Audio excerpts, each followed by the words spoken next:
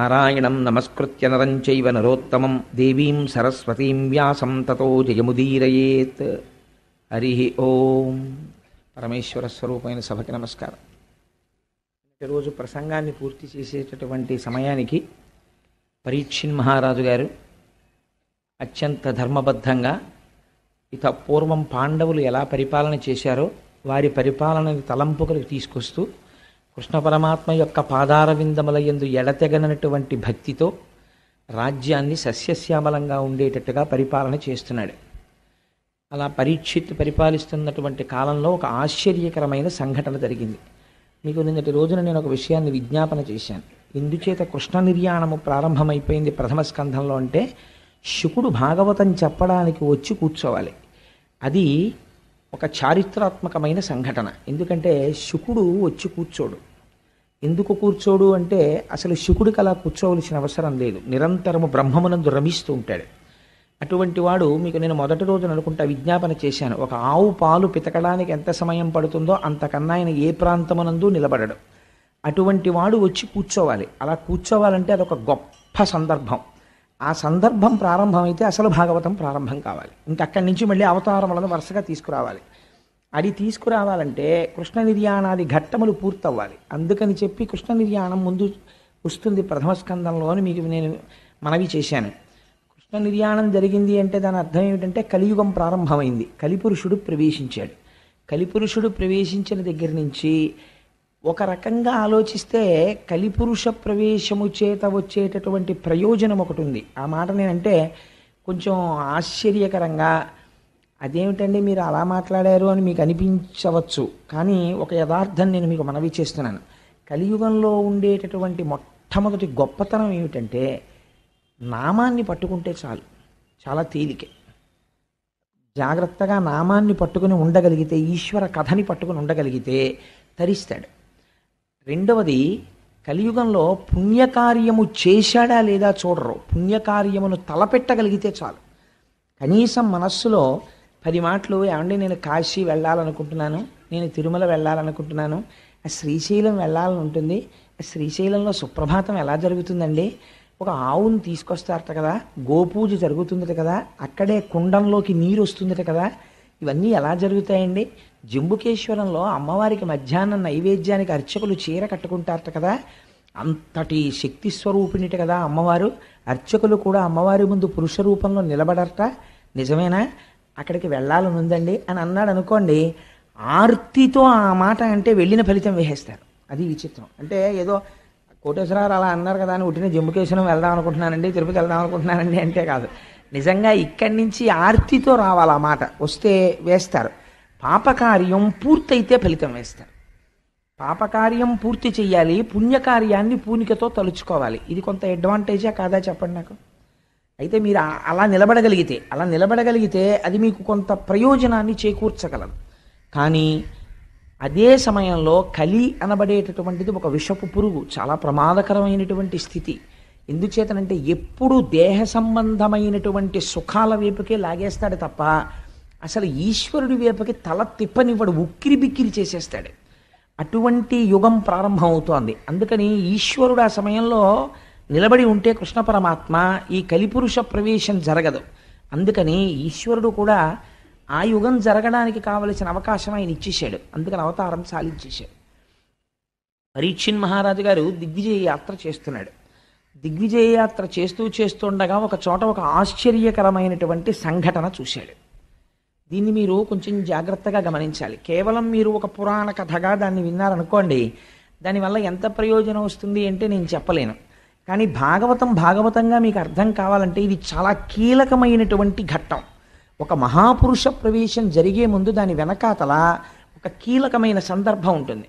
మీరు ఒక బంగారం ముద్ద పట్టుకెళ్ళి అయ్యా నాకు ఒక ఉంగరం చెయ్యండి అని చెప్తే మీరు జ్ఞాపకం పెట్టుకోండి, మీరు ఇచ్చిన బంగారం ముద్ద మీరు కోరుకున్న బంగారు ఉంగరంగా బయటికి వచ్చే ముందు అగ్ని జ్వాలల యందు ఆ బంగారము తప్పమవుతుంది, సుత్తి దెబ్బలు తింటుంది. ఇన్ని పడితే అప్పుడు మీరు కోరుకున్న బంగారం ఉంగరం చిన్న పెట్టిలో పెట్టి మీ చేతికి ఇస్తారు.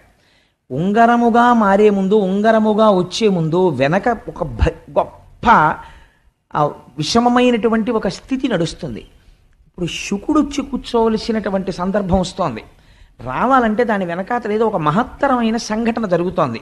మీరు ఆ కోణంలో దాన్ని పరిశీలన చెయ్యలేదు అనుకోండి, భాగవతాన్ని వ్యాసుడు అలా ప్రారంభం చేసినటువంటి రహస్యం మీకు అందదు. అది అందిందనుకోండి, అందుకే భాగవతం విన్నంత మాత్రం చేత జీవితం మారిపోతుందంతే. అభయం ఇచ్చేశారు. భాగవతం విన్నాడు, కొన్ని కోట్ల కోట్ల జన్మల తర్వాత వాడు వింటున్నాడు భాగవతం అని చెప్పేశారు. ఇప్పుడు మీరు ఆ కోణంలో మనస్సుని సంసిద్ధం చేసుకుని వినండి. పరీక్షిన్ మహారాజు చూస్తున్నాడు. పరీక్షిన్ మహారాజు చూడడం కాదు, మీరు చూడాలి ఇప్పుడు. అలా ఎలా చూస్తారన్నది చివరికి సమన్వయం చేస్తాను. పరీక్షిన్ మహారాజు దిగ్విజయ యాత్రలో తిరుగుతూ తిరుగుతూ ఒక ప్రదేశమునకు వచ్చారు. వచ్చేసరికి అక్కడ ఒక ఆవు నిలబడి ఉంది, ఒక ఎద్దు నిలబడి ఉంది. ఈ ఆవు తల్లిలే పిల్లలు పక్కన లేక, పిల్లలు కనపడక, పిల్లల యొక్క క్షేమవార్త తెలియక ఏడుస్తున్నటువంటి తల్లి ఎలా ఉంటుందో అలా ఉన్నది. ఈ ఉపమానం నేను మీకు చెప్పాను అనుకోండి, వాచికంగా చెప్పినప్పుడు చాలా తేలిగ్గా ఉంటుంది. ఏముందండి అది పెద్ద అని మీరు దాన్ని చాలా తేలిగ్గా తీసేస్తారు. తండ్రికి ఈ ఉపమానం వెయ్యరు, తల్లికి వేస్తారు. ఎందుకనంటే నేను మీకు ఒక ఉదాహరణ చెప్తే మీరు తొందరగా దాన్ని పట్టుకోగలుగుతారు. నేను ఒకప్పుడు సామర్లకోటలో ఉద్యోగం చేస్తుండేవాడిని. అప్పుడు నేను సామర్లకోటలో ఒకరోజు సాయంకాలం బస్ స్టాండ్లో నిలబడి ఉన్నాను, కాకినాడ వచ్చే బస్సు ఎక్కడానికి. నిలబడి ఉండగా ఒక ఆశ్చర్యకరమైన సంఘటన జరిగింది. పల్లెటూరి వాళ్ళు, పాపం తెలియని వాళ్ళు, వాళ్ళందరూ కూడా ఏదో ఇటువైపు పక్కన ఆ పెద్దాపురం దాటిన తర్వాత జగ్గంపేట వెళ్ళవలసినటువంటి బస్సు ఒకటి ఎక్కాలి. ఈ చిన్న చిన్న పిల్లల్ని పట్టుకుని, ఇద్దరు మగపిల్లల్ని ఈ పల్లెటూరి ఆడవాళ్ళందరూ ఎక్కడంలో ఒక తల్లి కూడా ఒక బస్సు ఎక్కేసింది. ఎక్కేసిన తర్వాత ఆ బస్సు కండక్టర్ గారు అన్నారు, అయ్యో ఇది జగ్గంపేట వెళ్ళదమ్మా ఈ బస్సు, ఇటేదో వడ్లమూరు అటువైపుకు వెళ్ళిపోతుంది, పెద్దాపురం దాటిన తర్వాత ఇది జగ్గంపేట వెళ్ళదన్నాడు. మళ్ళీ అందరూ బిలబిల దిగిపోయారు. బస్సు వెళ్ళిపోయింది. బస్సు వెళ్ళిపోయిన ఒక్క 5 నిమిషాలకి ఈ తల్లితో పక్కనున్నావిడంది, మీ రెండో పిల్లాడేడే అంది. అనగానే అంతేనండి, అప్పటి వరకు చాలా ప్రశాంతంగా ఉంది పరిస్థితి. నీ రెండో పిల్లాడేడి అంది, అంతే మారిపోయింది పరిస్థితి. ఆవిడ ఒక్కసారి చూపులు మారిపోయి ఉద్విగ్నం అయిపోయింది. అయిపోయి అటు ఇటు చూసింది, కొడుకు కనపడలేదు. ఒక 2 నిమిషాలు మాత్రం అడిగింది, కొడుకేడి, మా అబ్బాయిడు అంది, కనపడలేదు. అంతే. బస్సు వెళ్ళిపోయి 10 నిమిషాలు అయిపోయింది. ఈవిడ పరిగెడితే దొరుకుతాడండి? మీరు చెప్తే నమ్ముతారా? ఆవిడికి ఒంటి మీద బట్ట ఉందో లేదో కూడా ఆవిడ చూసుకోలేదు. గుండెలు బాధేసుకుంటూ ఆ పిల్లాడి కోసం ఏడుస్తూ బస్ స్టాండ్లోంచి బయటికి పరిగెత్తి పారిపోతుంది. పారిపోతుంటే చుట్టుపక్కల ఉన్న వాళ్ళందరూ పట్టుకుంటే ఆగదే. నువ్వు ఎక్కడికి పరిగెడతావే, బస్సు వెళ్ళిపోయి 10 నిమిషాలు అయిపోయిందంటే పాపం ఎవరో ఒక మహోపకారులు ఉంటారు, వాళ్ళు చూసి అయ్యో బెంగ పెట్టుకోకండి అమ్మా, మేము తీసుకొస్తాం పిల్లాడిని, ఆ పిల్లాడిని గుర్తుపట్టగలిగిన వాళ్ళని మా బండి మీద ఎక్కమనండి అని చెప్పి 5 నిమిషాల్లో రివ్వును వెళ్ళిపోయి ఆ బస్సు ఆగిన చోటుకి వెళ్ళిపోయి ఆ పిల్లాడిని మళ్ళీ వెతికి పట్టుకుని ఎక్కించుకుని మళ్ళీ తీసుకొచ్చేసారు. తీసుకొచ్చే కానీ తల్లి సహజస్థితికి వచ్చేసింది. వచ్చేస్తే ఏమే తీసుకొస్తారు కదా, అదేంటి ఆ గుండెలు బాధేసుకోవడం ఏమిటి, ఆ నేల మీద పడిపోవడం ఏమిటి, ఆ ఈ తలంతా దెబ్బలు, ఇదంతా నెత్తురు, ఆ కొట్టేసుకుంది, ఆ గుండెలంతా నిప్పి. అప్పుడు తెలుస్తోంది ఆవిడికి బాధ. ఆ కొడుకు కనపడే వరకు అసలు ఆవిడికి అలా దెబ్బలు తగిలాయని, నెత్తురు కారిపోతోందని, భూమికేసి కొట్టేసుకుంటున్నానని తెలియదు. తల్లి ప్రేమ అంటే అలా ఉంటుందండి. అమ్మ అన్న మాట అంత గొప్పది. అందుకే ఇవాళ పేపర్లో చూశాను, నేను చదవడం ఇవాళ టైమే కుదరలేదు. వేటూరి సుందరరామూర్తి గారు ఏడిచాడు మహానుభావుడు, తెలుగు భాషలో అమ్మని దూరం చెయ్యకండి అన్నాడు. అమ్మ అన్న మాటకి అంత గౌరవం ఉంది, అమ్మ అన్న మాట వెనక అంత ప్రేమ ఉంది. మాతృత్వంలో ఉన్నటువంటి ప్రేమ అంతటినీ తీసుకొచ్చి మీరు ఒక ముద్దగా పెడితే, ఆ ముద్దని మీరు చూడాలి అనుకుంటే ఆ ముద్దయే భూమి. భూమి అమ్మ. అందుకే భూమి గురించి ఎక్కడైనా చెప్పవలసి వస్తే పొంగిపోతారు ఋషులు. వాల్మీకి మహర్షి అయితే చితిక్షమా పుష్కర సన్నిభాక్షి అంటారు. అమ్మకుండే గొప్ప లక్షణం ఏమిటో తెలుసా అండి? ఓర్పు. ఎక్కడి నుంచి వస్తుందో తెలియదు. ఆ పిల్ల చివల్ రస్ అంటారు పెళ్లి చూపులకు ముందు. అమ్మో బలానా వాళ్ళ అమ్మాయిని చేసుకుంటారండి, అమ్మ ఆ అమ్మాయి ముక్కోపండి బాబు, అన్నింటికీ కోపడుతుందంటారు. ఎక్కడికి పోతుందో తెలియదు ఆ కోపం అంతాను. ఒక్క 2 పిల్లలు పుట్టేటప్పటికీ ఎంత అల్లరి చేయనివ్వండి, ఎంత ఓర్పు. ఓ 4 ఏళ్ళు పోయిన తర్వాత ఆ పిల్ల ఇంటికి వెడితే ఏమిటి ఆ అమ్మాయికే ఇంత ఓర్పు వచ్చేసింది, అంత ముక్కోపం ఉండేదనిపిస్తుంది. అమ్మకి ఓర్చగలిగినటువంటి గుణం ఉంటుంది. ఇవాళ భూమి దాన్ని కోల్పోయినది కలియుగ ప్రారంభంలో. అందుకని బిడ్డ కనపడని ఆవు ఏడ్చినట్టు ఏడుస్తోంది ఆవిడ. ఇది కలియుగానికి ప్రారంభం. అమ్మ ఏడుపుతో కలియుగం ప్రారంభమైంది. దీన్ని మీరు గుర్తుపట్టాలి. గుర్తుపడితే భాగవతం ఏమిటో మీకు అందుతుంది. ఏడుస్తుంటే పక్కన వచ్చి ఒక ఎద్దు నిలబడి ఉన్నది. ఇప్పుడు ఆ ఎద్దు ఒక కాలుతోనే ఉంది, 4 కాళ్ళు లేవు ఎద్దుకి, ఒక్కటే కాలు. అసలు మీరు ఒక విషయం ఆలోచించండి, ఒక కాలు మీద ఎద్దు నిలబడగలదా? ముందు 2 కాళ్ళు ఉండి వెనక 2 కాళ్ళు లేకపోతేనే ఆ ఎద్దుకి నడక లేదు. అటువంటిది 3 కాళ్ళు లేకుండా మీరు ఎద్దుకి ఎటువైపు కాలు ఒక్కటి ఉంచినా సరే అసలు ఆ ఎద్దు నిలబడి ఉండడాన్ని మీరు చూడగలరా? మీరు చూడలేరు. ఒక కాలుతో ఉన్న ఎద్దు భూమి మీదే డేకుతూ ఉంటుందంతే, నిలబడినట్టు కనపడుతుందంతే. ఇలా నిలబడినట్టు ఉన్నటువంటి ఎద్దు తన 3 కాళ్ళు పోయాయని ఏడవట్లేదు, ఆవు ఏడవడానికి ఆశ్చర్యపోయింది. ఇది మీరు గుర్తుపట్టవలసిన రహస్యం. ఆవు ఎందుకు ఏడుస్తోందని గోమాత వంక తిరిగి అంది. ఎందుకు ఏడుస్తున్నావు మంగళప్రదురాలా అని అడిగింది. మంగళప్రదురాలా అంటే శుభం ఇవ్వడం మాత్రమే తెలుసున్నదానా? యథార్థం అండి. మీరు ఇల్లు కట్టుకోవాలంటే భూమిని గుణపంతో ఆవిడ గుండెల మీద కన్నం పెడతాం. శంకుస్థాపన చేస్తే ఆవిడ ఇల్లు కట్టుకోమంటుంది. మనం అన్నం తినడానికి నాగలి పట్టి అమ్మ గుండెల మీద ఘాట్లు పెడతాం. అమ్మ పంటలు పండి మనకి కడుపు నిండేటట్టుగా అన్నం పెడుతోంది. మీరు ఎంత బాధ పెట్టినా కన్నులంబట నీరు పెట్టుకోవడం ఆవిడికి తెలియదు, మీరు బ్రతకడానికి ఇవ్వడం ఆవిడికి తెలుసు. మీరు ఒక్కటి యథార్థంగా ఆలోచించండి. నేను ఇలా అన్నానని మీరు మరోలా అనుకోవద్దు. సూర్యుడికి నమస్కారం చేసేవాడు ఉంటాడు, శివాలయానికి వెళ్ళేవాడు ఉంటాడు, విష్ణు ఆలయానికి వెళ్ళేవాడు ఉంటాడు, వెంకటేశ్వర స్వామి ఆలయానికి వెళ్ళేవాడు ఉంటాడు, కాశీ వెళ్ళొచ్చి గంగ పూజ చేసేవాడు ఉంటాడు.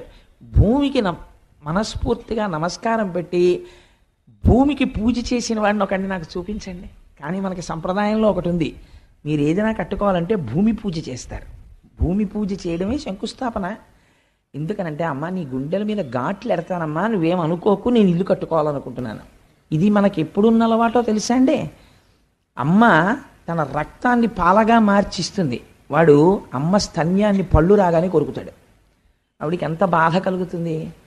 ఆవిడ చటుక్కని బొగ్గ మీద కొట్టి అంతకన్నా గట్టిగా కొడితే వాడికి నొప్పెడుతుందేమోనని ఒక్క నవ్వు నవ్వేస్తుంది. అమ్మ దగ్గర ఔదార్యం లేకపోతే అసలు బిడ్డడు ఎలా బతుకుతాడండి? భూమిని ప్రతిరోజు మన పట్ల అంత కారుణ్యంతో ఉన్న మూర్తిగా మనస్ఫూర్తిగా ఆవిడికి నమస్కరించేవాడు ఎక్కడున్నాడు?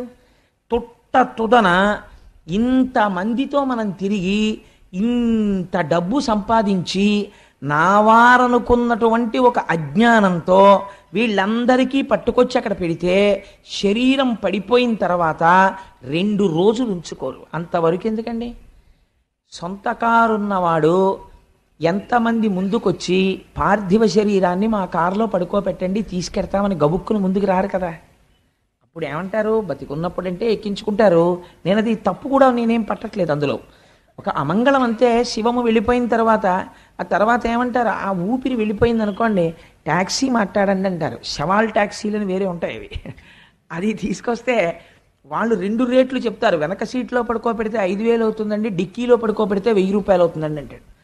అప్పుడు మాట్లాడేవాడు ఏమంటాడంటే, ఎవరే ఎందుకురా పాడి చేసిస్తావు అనవసరంగా, ఇంక ప్రాణం పోయిన తర్వాత ఎక్కడ పడుకోబెడితే ఏంటి, డిక్కీలో పడుకోబెట్టే అంటాడు.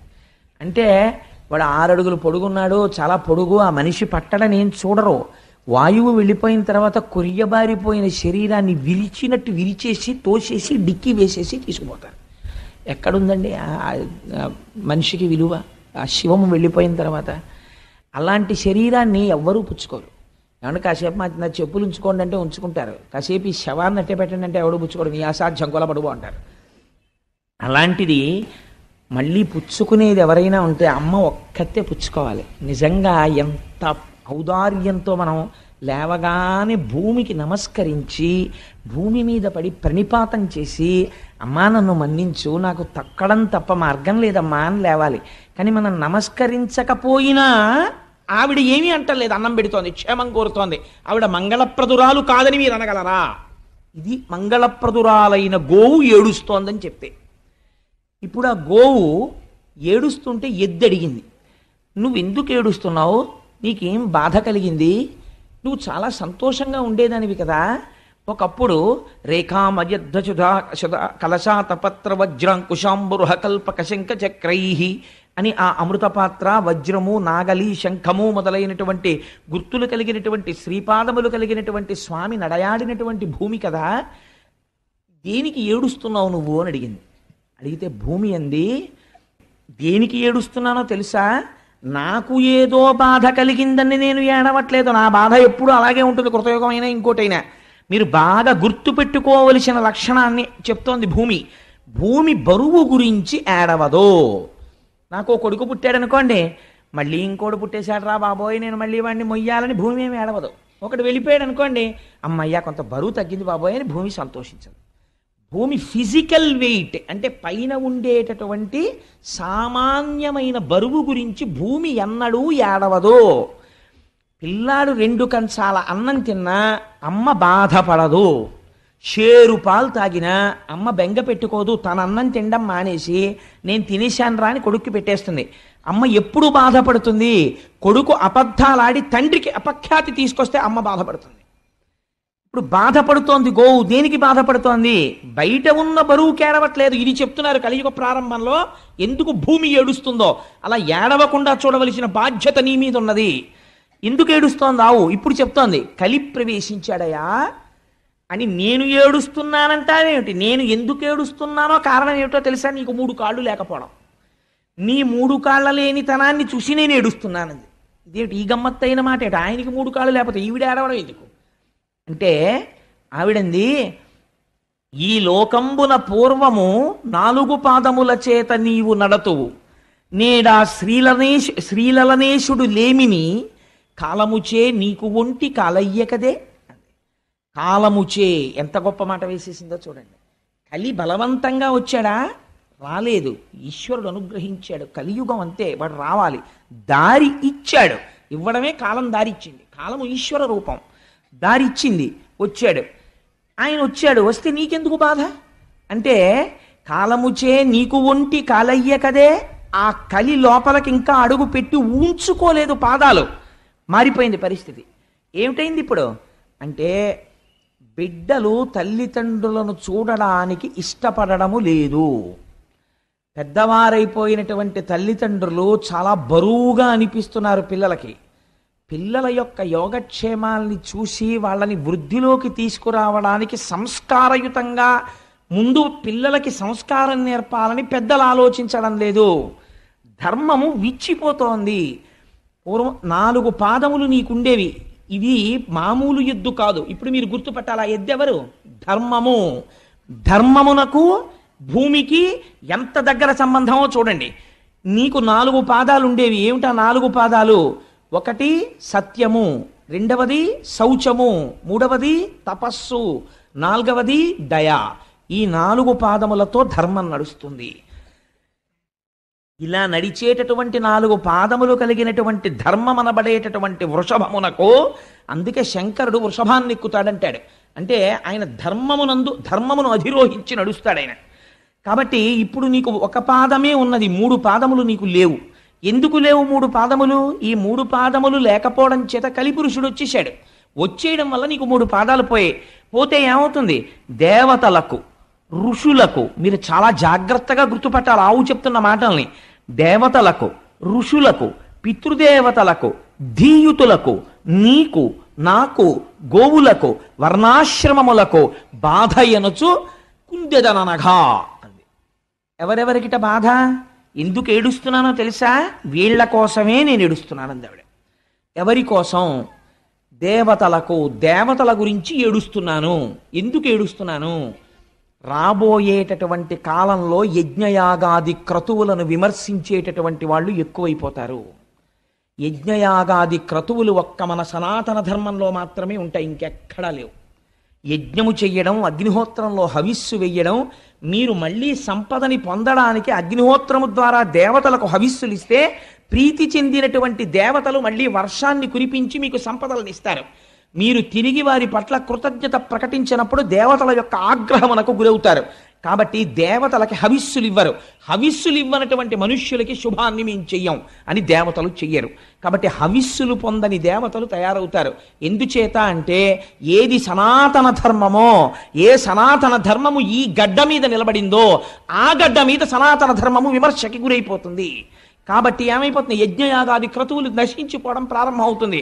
అందుకని దేవతలకు, ఋషులకు, ఎవరు వేదం కష్టపడి చదువుకుని స్వరం తెలుసుకుని చాలా కష్టపడి ఆ స్వరంతో వేదం చెప్తాడో అసలు ఆ వేదాన్ని ఆదరించాలనేటటువంటి బుద్ధి నశించిపోతుంది లోకంలో. ఎవడు తపస్సుతో ఉన్నాడో, ఎవడు నాకు లోకములో విషయ సుఖములు అక్కర్లేదని జడలు కట్టి భగవంతుని ఎందున్నాడో వాడిని రాళ్ళు పెట్టి లోకం కొట్టేటటువంటి రోజు వస్తుంది. అలాంటి వాడిని చూసి నిష్కారణంగా విమర్శ చేసేటటువంటి రోజులు బయలుదేరిపోతాయి. నేను ఈ మాట అంటే నేను అసందర్భంగా అన్నానని మీరు అనుకోకండి. నేను తరచూ ఒక మాట చెప్తుంటాను. నాకు ఎక్కడైనా నేను తెల్లటి బట్టలు కట్టుకుని వెళ్ళిపోతుండగా నాకు కె విశ్వనాథ్ గారు కనపడితే, విశ్వనాథ్ గారికి నాకు మధ్యలో ఒక మురుగుడు గుంట ఉంటే నేను అది మురుగుడు గుంట ఉందని పక్కకి కూడా వెళ్లకుండా వారి పాదములకు ప్రణిపాతం చేయడానికి మురుగుడు గుంటలో పడిపోతాను అంటుంటాను. ఎందుకని అంటే బహుశా సినిమా రంగంలో ఆయన ఒక ఋషి. నేను ఈ మాట ఎందుకంటున్నానో తెలుసా అండి, ఆయన ఒక సినిమా తీశారు, నాకు ఆ పేరు జ్ఞాపకం లేదు కానీ అందులో ఒక ఆఫీసరు వేదం చదువుకున్న వాళ్ళకి స్టైపెండ్ గ్రాంట్ చేస్తాడు. వేదం చదువుకుని 60 ఏళ్ళో 70 ఏళ్ళో వచ్చేసి వృద్ధుడైపోయినటువంటి పండితుడు పైన వస్త్రం కూడా లేకుండా ఉత్తరీయం వేసుకుని వచ్చి నిలబడితే ఆఫీసర్ ఎదురుగుండా 4 కుర్చీలు ఖాళీ ఉంటాయి. కూర్చోమని కూడా చెప్పడు, గోళ్ళు కొరుకుతుంటాడు ఆయన. గోళ్ళు కొరుక్కోవడం అంటే పని లేనివాడు చేసే పని ఏంటంటే గోళ్ళు కొరుక్కుంటున్నామని. ఆయన కాలం గురించి మాట్లాడుతుంటాడు. అది విచిత్రం. అసలు కాలస్వరూపమైన ఈశ్వరుడు గురించి వేదం చెప్తోంది. వేదం చదువుకున్న వాడిని నించోపెట్టాడు, తను కూర్చున్నాడు. ఏమిటండి మీకు స్టైపెండ్ ఇమ్మంటారు, స్టైపెండ్ ఇమ్మంటారు, మీకేమొచ్చు చెప్పండి అంటాడు. ఘన చెప్పడం, జట చెప్పడం అంటే మాటలు కాదు. ఆయన ఘన జట చెప్తుంటాడు. చెప్తుంటే అబ్బబ్బబ్బబ్బబ్బా మాట మళ్ళీ ముందు పెట్టి వెనకబెట్టి ఎంతసేపు చెప్తారంటే టైం వేస్ట్ అంటాడు. సరే ఆ తర్వాత ఇప్పుడు నేను సినిమా గురించి అంతా ఎందుకు గానండి అంటే ఏమైంది, కలియుగం ఎలా ఉంటుందో సెల్యులాయిడ్ మీద విశ్వనాథ్ గారు చూపించారు. ఇలా చూపించిన డైరెక్టర్ని ఒకటి నాకు చూపించండి. వేదము అవమానింపబడుతుంది. వేదం గురించి తెలుసున్నవాడు వేదం గురించి మాట్లాడాలి. వీడికి ఏం తెలుసు అని వేదం చదువుకున్న వాడికి వీడు స్కాలర్షిప్ను వీడు అదే స్టైపెండ్ గ్రాంట్ చేస్తాడు. ఘన జటా చదువుకున్న 70 సంవత్సరముల మహాపండితుణ్ణి నిలబెట్టి వేదం చదివితే వీడు నిర్ణయించి నెలకు 200 రూపాయలు గ్రాంట్ చేసేంత మొనగాడా. అంత అద్భుతంగా విమర్శ చేశాడు మహానుభావుడు.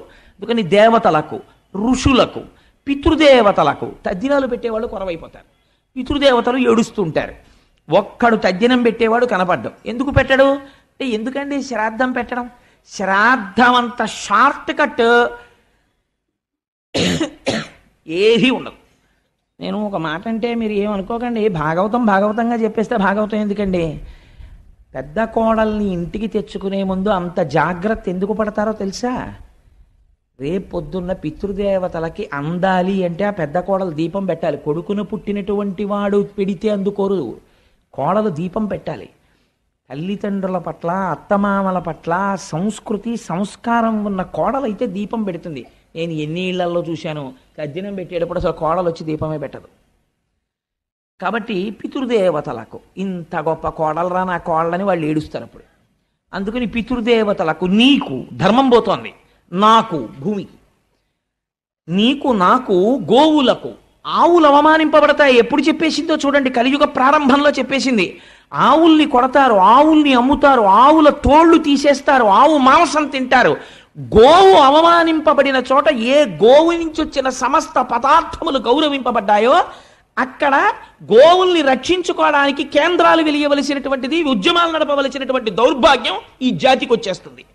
కాబట్టి గోవులకు, నానావర్ణాశ్రమములకు బాధయనచు కుండెదననగా కలియుగం ప్రవేశించింది అనడానికి ఇదే గుర్తు. వీళ్ళందరూ బాధలకు గురవడం ప్రారంభమైపోతోంది.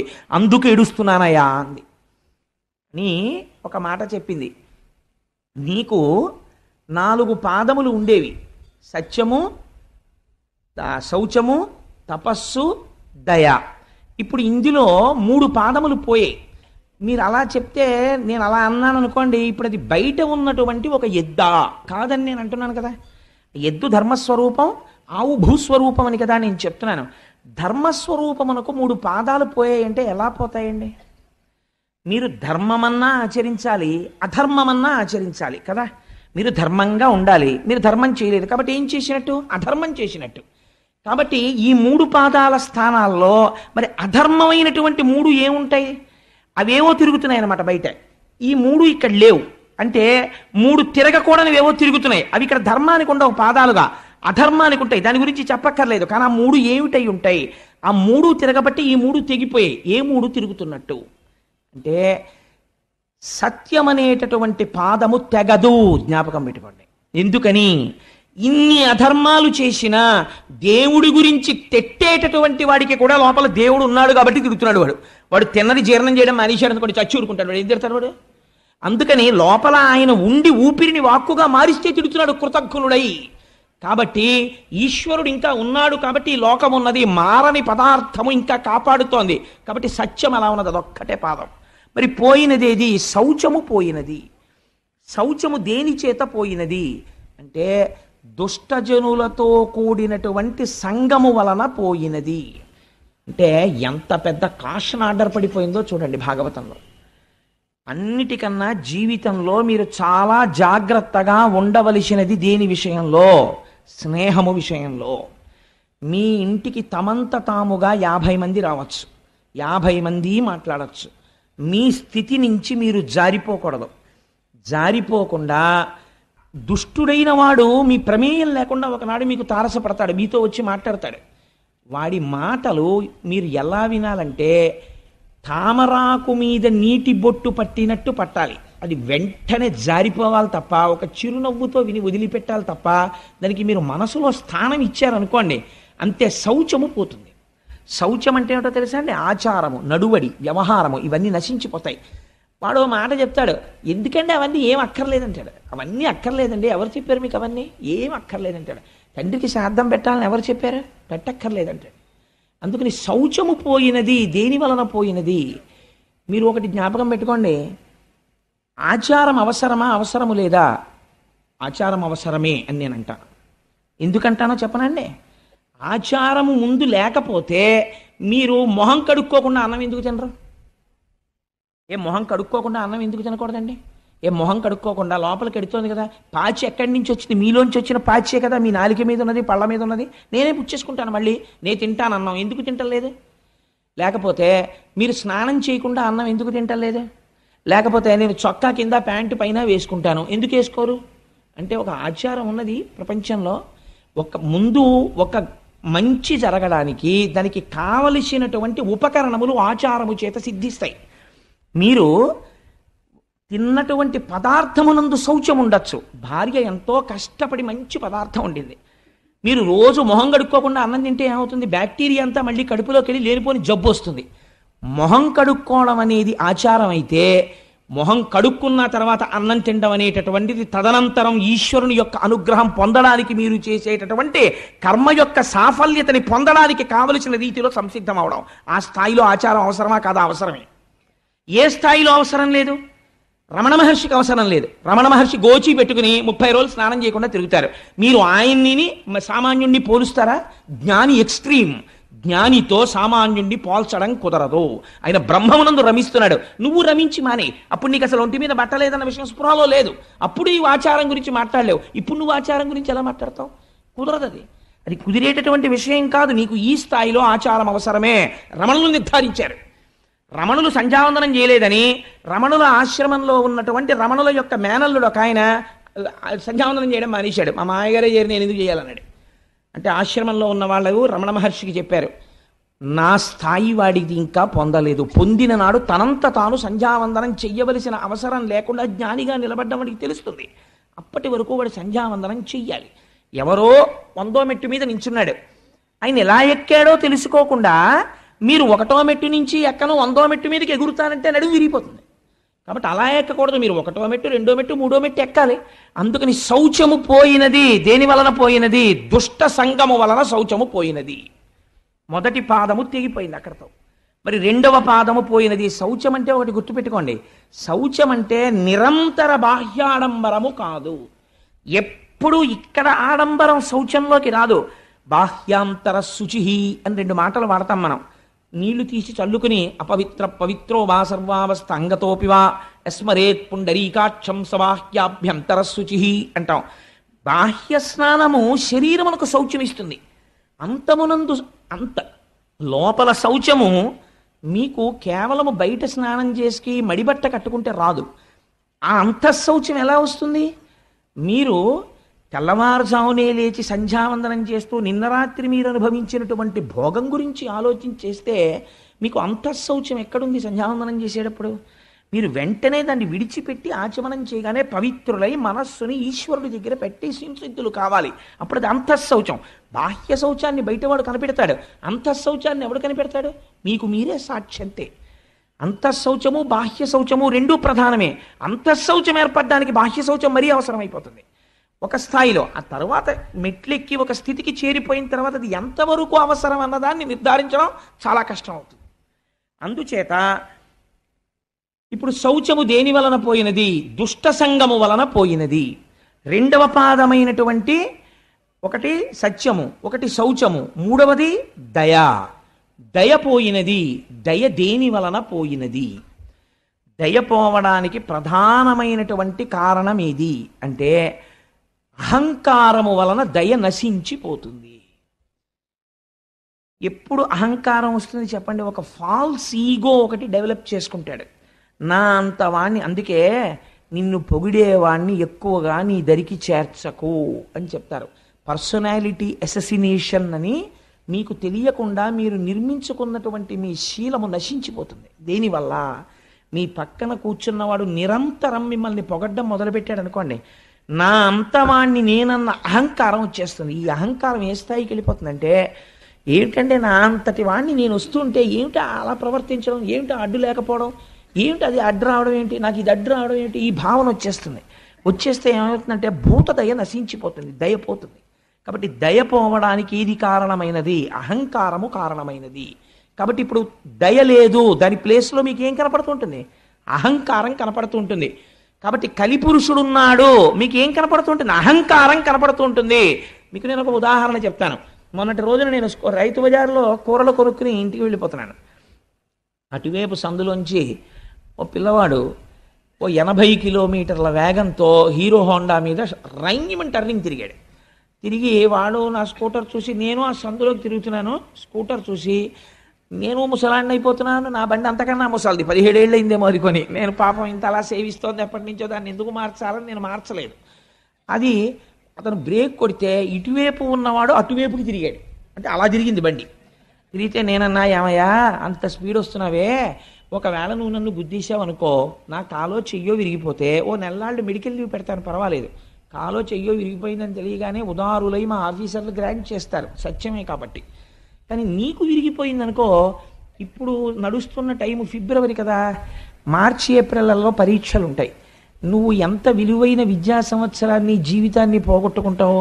After all 80 kilometres speed thrill కోసం నీకు ఎందుకయ్యా ఇంత స్పీడు అన్నాను. అతను అన్నాడు, పోవాయ చెప్పొచ్చా ఎలవాయ నువ్వు అన్నాడు. అంటే నేను చాలా సంతోషించాను. మీరు దాని గురించి పెద్ద సీరియస్గా ఆలోచించక్కర్లేదు. అంటే నేను ఎందుకు చెప్తున్నానంటే, అప్పుడు నేను అనుకున్నాను, ఓహో భాగవతం చెప్దాం అనుకుంటున్నాను కదా ఫిబ్రవరి 2వ తారీఖు నుంచి, ఈశ్వరుడు కలిదర్శనం చేయించాడు నాకు అనుకున్నాను. అంటే వాడికి ఒక పెద్ద అహంకారం అనమాట. నా అంత వాణ్ణి నేనేం తగిలిన బండికి 80 కిలోమీటర్స్ స్పీడ్లో బ్రేక్ వేసి బండి ఇలా తిరిగింది. అది ఎంత సంతోషం వాళ్ళకి ఇలా తిరిగిపోతుంటే. అలా అనుకుంటున్నాడు. అది చూడండి ఇప్పుడు ఏమైపోయింది. అది నిజంగా దయ కలిగిన వాడు అనుకోండి, అయ్యో మాస్టర్ మీరు అంత మాట అన్నారు, మీకు కూడా చూస్తుంటే 20 ఏళ్ల కుర్రాళ్ళ లేరు, పాపం మీకు కాలో చెయ్యో విరిగిపోతే మీకు ఇబ్బందే కదండి, అంత మాట అన్నారు నా వృద్ధిని కోరి, చాలా సంతోషం అండి అన్నాడు అనుకోండి. అతనికి దయ ఉందని నా పట్ల. అంటే ఇప్పుడు అతని విషయంలో తెగిపోయిన ఎద్దే ఉంది అతనిలో.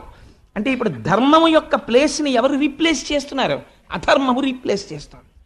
కలిపురుషుడు వచ్చాడు. మామూలుగా మీరు దయ పోయినది, శౌచము పోయినది అన్నారనుకోండి, మీకు కలిపురుష దర్శనం ఎక్కడవుతుంటుంది? ఇప్పుడు మీరు పెద్ద సినిమా మీకు కనపడుతుంది ప్రపంచంలో. ఇప్పుడు మీరు రోడ్డు మీద వెళ్ళిపోతున్నారనుకోండి, మోటార్ సైకిల్ మీద వెళ్ళిపోతూ సెల్ ఫోన్ మాట్లాడుతున్నవాడు లోకమునందు దయలేనివాడు, వాడు ఎవరినైనా గుద్దేస్తాడు. కొంతమంది మోటార్ సైకిల్ మీద వెళ్ళిపోతూ ఈశ్వరుడు 2 చేతులు ఇస్తే వదిలేస్తారు, వాడికి ప్రమాదం మనకి ప్రమాదం. కాబట్టి ఇవన్నీ ఏమిటంటే కలిపురుష లక్షణాలే. కాబట్టి మీరు ఓహో ఇదంతా కలిపురుష లక్షణం ఇంత ప్రబలంగా ఉందన్నమాట అని మీరు వెంటనే కృష్ణపాదాలని స్మరించుకుంటూ ఉండాలి. కాబట్టి ఇప్పుడు ఏమైపోయినది? దయ అహంకారం వలన పోయినది. మూడవది ఇది తపస్సు. తపస్సు దేని వలన పోయినది? సమ్మోహము వలన పోయినది. సమ్మోహం అంటే ఏంటి? ఇది ఒక విచిత్రమైనటువంటి లక్షణం. ఎందుకంటే అసలు ఆ చేయవలసిన అవసరం ఏముందండి అని. మీరు చాలా కృతక వేదాంతం ఒకటి వింటుంటారు, మీరు ఎప్పుడైనా విన్నారో లేదో. ఇవాళ భీష్మేకాదశి కదండి, మేమందరం సత్యనారాయణ వ్రతం చేసుకున్నామని మీరు ఎవరితోనో చెప్తున్నారు అనుకోండి. ఒక ఆయన వచ్చి అంటాడు, ఎందుకండి అవన్నీ చెయ్యాలేంటి? ఇక్కడ ఉండాలండి శుద్ధి. ఇక్కడ శుద్ధి కోసం వాడు వ్రతం చేసుకున్నాడు. నీకంత శుద్ధి నిజంగా పొందేసిన వాడివైతే ఏమంటారో తెలుసా అండి? మహాత్మా అంటారు. పొద్దున్న మా ఇంటికి తత్వవిధానంద సరస్వతి మహారాజ్ అని ఒక మహానుభావుడు వచ్చారు. వారితో పాటు వేరొక పరివ్రాజకులు వచ్చారు. వారిని ఏమని పిలుస్తారో తెలుసా అండి? ఎప్పుడు నేను గమనిస్తూ ఉంటాను. రండి మహాత్మా అంటుంటారు అందరినీ.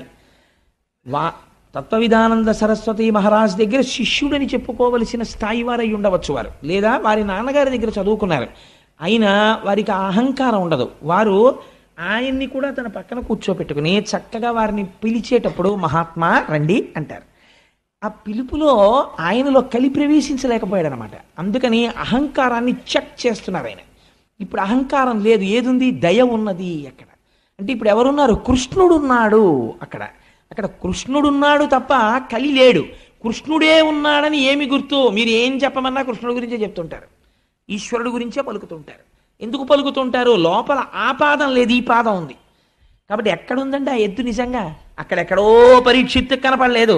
ప్రతి చోట మీకు ఈ ఆవు ఎద్దు కనపడుతూనే ఉంటాయి. ఇలాంటి ఎద్దు కనపడ్డప్పుడల్లా ఈ ఆవు ఏడుస్తూనే ఉంటుంది. ఈ ఆవు ఏడిచినప్పుడల్లా పిడుగులు పడుతూనే ఉంటాయి, సునామీలు వస్తూనే ఉంటాయి. లోకమునందు అలా ఏడ్పించడాలు ఎక్కువైపోయాయి అనుకోండి, మహాత్ముల జోలికి వెళ్ళిపోయారనుకోండి, సునామీలు వచ్చేస్తాయి, పిడుగులు పడిపోతాయి, భూకంపాలు వచ్చేస్తాయి, సర్వనాశనం అయిపోతుంది. భూమి ఏడ్చింది. ఆ ఏడ్పు వల్ల వచ్చినటువంటి అదంటే దుష్టమైనటువంటి ఫలితం అది. కాబట్టి తపస్సు దేని వలన పోయింది? సమ్మోహము వలన పోయినది. కాబట్టి ఇప్పుడు ఈ 3 పోయాయి. ఈ 3 స్థానంలో ఏమి వచ్చినట్టు? ధర్మము యొక్క పాదములు పోయి అధర్మము యొక్క పాదములు వచ్చాయి. అధర్మము యొక్క పాదములు ధర్మమునకు అంటుకుని ఉంటాయా? ఉండవు. అది ధర్మము యొక్క ధర్మస్వరూపమైన వృషభము. అందుకని 3 పాదములు లేకుండా కనపడుతోందంటే కలియుగంలో. సో అదర్వైజ్ సేస్ ఇంకొక చోట ఉన్నాయి ఆ 3 పాదాలు. ఆ 3 పాదాలే ఇప్పుడు తిరుగుతున్నాయి. కాబట్టే నేను ఏడుస్తున్నాను. ఈ 3 పాదాలు తిరుగుతుంటే ఏడిచ్చే వాళ్ళు ఎవరో వాళ్ళ కోసం నేను ఉండాలి, సాధు పురుషులై ఉండాలి. ఈ 4 పాదాలు నడవాలని కోరుకునే వాళ్ళు ఆ యనమండుగురు. ఆ యనమండుగురికి బాధ, నేను ఏడుస్తున్నాను. నేను ఏడవడానికి కారణం నీ 3 పాదాలు లేకపోవడం. ఎంత గొప్ప సింబాలిజం తీసుకొచ్చారండి వ్యాసుల వారు. ఇప్పుడు ఇది ఆవు ఎద్దు ఏడుస్తున్నాయి. ఏడుస్తుంటే ఒక విచిత్రమైనటువంటి సంఘటన జరిగింది. అప్పుడు ఒక వ్యక్తి ఆ ఆవు ఎద్దు దగ్గరికి వచ్చాడు. ఎవరైనా అంటే దాని గురించి ఒక పెద్ద వర్ణన చేశారు పోతన గారు. కాలక్రోధుడు, దండహస్తుడు, నృపాకారుండు, కఠినాత్ముండు. అటువంటి వాడు సామాన్యమైన క్రోధం కాదది, అపారమైనటువంటి కోపం. అందుకని కాలక్రోధుడు. అంతటి కోపంలో ఉన్నవాడు. దండహస్తుడు, పైగా చేతిలో కర్ర పట్టుకున్నాడు. అసలే కోపం, దానికి తోడు చేతిలో కర్ర ఉంది. ఎంత ప్రమాదం చూడండి. దండహస్తుడు, నృపాకారుండు. పైగా ఉన్నది ఎలా ఉన్నాడు? రాజుగారిలా ఉన్నాడు. రాజు ఎటువంటి ఆభరణములు పెట్టుకుంటాడో, ఎటువంటి కిరీటం పెట్టుకుంటాడో అవి పెట్టుకున్నాడు. ఇప్పుడు పరిపాలకుడిలా ఉన్నాడు. కానీ వాడు ఎప్పటికీ పరిపాలకుడు కాలేడు. ఎందుకని? లోపల పరిపాలనాంశ లేదు, పరిపాలించడానికి తగిన సంస్కార బలము లేదు, కానీ పరిపాలకుడైనాడు. కాబట్టి ఏమయ్యాడు? నృపాకారుండు, నృపుండు కాడు. ఇది కలియుగ లక్షణం. ఎంత అందంగా వేసేశారో చూడండి. ఇంకా దాని వ్యాఖ్యానం మీరు మనసులో ఎంత దూరమైనా వెళ్ళచ్చు. నృపాకారుండు జంఘాలుండొక్కడు శూద్రుడు అసురగతిన్ కారుణ్య నిర్ముక్తుడై నేలంకూలగతన్య బంతిచిలగా నిర్ఘాత పదాహతి. నృపాకారంలో వచ్చినటువంటి వాడు బిడ్డ కనపడక ఏడుస్తున్నటువంటి తల్లిలా శుష్కించిపోయి ఉన్నటువంటి ఈ ఆవుని అపారమైనటువంటి కోపంతో ఏమీ చెయ్యకుండా అలా నిలబడి ఉన్నటువంటి ఆవుని తన కాలెత్తి ఒక్క తన్ను తన్నాడు. నెలంకులగే బంతిచిలగా ఆ ఆవు తిరగబడిపోయింది. అలా ఒక్క తన్ను తన్నాడు. ఒక కాలు మీద నిలబడినటువంటి ఎద్దుని ఇంకొక తన్ను తన్నాడు. ఆ ఎద్దు కింద పడిపోయింది. పడిపోతే వాడు ఊరుకోలేదు. వాడు తన చేతిలో ఉన్న దండముతో కొడుతున్నాడు వీటి రెండింటిని. ఎవరిని? భూమిని కొడుతున్నాడు. అంటే ఏ భూమిని వలన తాను బ్రతుకుతున్నాడన్న విషయాన్ని మరిచిపోయి ప్రవర్తిస్తున్నాడు. ధర్మమును దెబ్బతీస్తున్నాడు. అదే పనిగా కొడుతున్నాడు. ఇవి రెండు ఏడుస్తూ కన్నుల వెంట నీరు కారుస్తూ కింద పడి లేచి కుంటి పడి ఉన్నాయి. కైలాసాచల సన్నిభంబగు మహాగంభీర గోరాజమున్ అటువంటి ఆవుని పట్టుకుని ఇలా కొట్టి ఏడిపిస్తున్నాడు. ఆ ఆవు ఎలా ఉంది? కైలాసాచల సన్నిభంబగు మహాగంభీర గోరాజమున్. అటువంటి ఆవు కైలాస పర్వతం ఎలా ఉంటుందో అంత తెల్లనైనటువంటి ఆవు. ఎందుకండి ఆ పోలిక వేయాలి? కైలాసము ఈశ్వరుని ఆవాసము. ఈశ్వరుడు పైకి అపవిత్రంగా కనపడతాడు. మీకు ఎలాగో దక్షయజ్ఞ ధ్వంసం వస్తుంది 2-3 రోజుల్లో. అసలు ఆ దక్షయజ్ఞ ధ్వంసం ఇందురు కానీ ఎన్ని గమ్మత్తులు ఉంటాయో. పార్వతీ పరమేశ్వరులు మాట్లాడుకుంటారు. పుట్టింటికి పిలవకుండా వెళ్ళాలా వద్దా పెద్ద సబ్జెక్టు. అంత పెద్ద సబ్జెక్టు వాళ్ళిద్దరి మధ్య నడిస్తే ధర్మ సంబంధమైనటువంటి చర్చ చేస్తారు ఇద్దరు. ఆఖరికి వెళ్ళింది పార్వతీదేవి. సరే, ఆ తదనంతర విషయాలు ఎలా ఉంటాయి, వీరభద్రుడు ఎలా వస్తాడు, అసలు పోతన గారి పద్యాలు ఎలా ఉంటాయి ఆ సమయంలో మీరు చూద్దురు కానీ ఆ విషయాన్ని. అది వేరు మాట. కానీ నేను ఎందుకు ఈ విషయాన్ని ఇప్పుడు విజ్ఞాపన చేశానంటే, అక్కడ ఈ ఆవుని ఎద్దుని కొట్టేటప్పుడు కైలాసాచల సన్నిభంబగు మహాగంభీర గోరాజమున్, పైకి అమంగళంగా ఉన్నట్టు కనపడతాడు ఈశ్వరుడు. పుర్రెలమాల వేసుకున్నట్టు, శ్మశానంలో ఉన్నట్టు, శవ విభూతి రాసుకున్నట్టు ఉంటాడు. ఆయనంత మంగళప్రదుడు వేరొకడు లేడు. అందుకని ఆయనకి శివ అని పేరు. పైకి అమంగళంగా కనపడతాడు.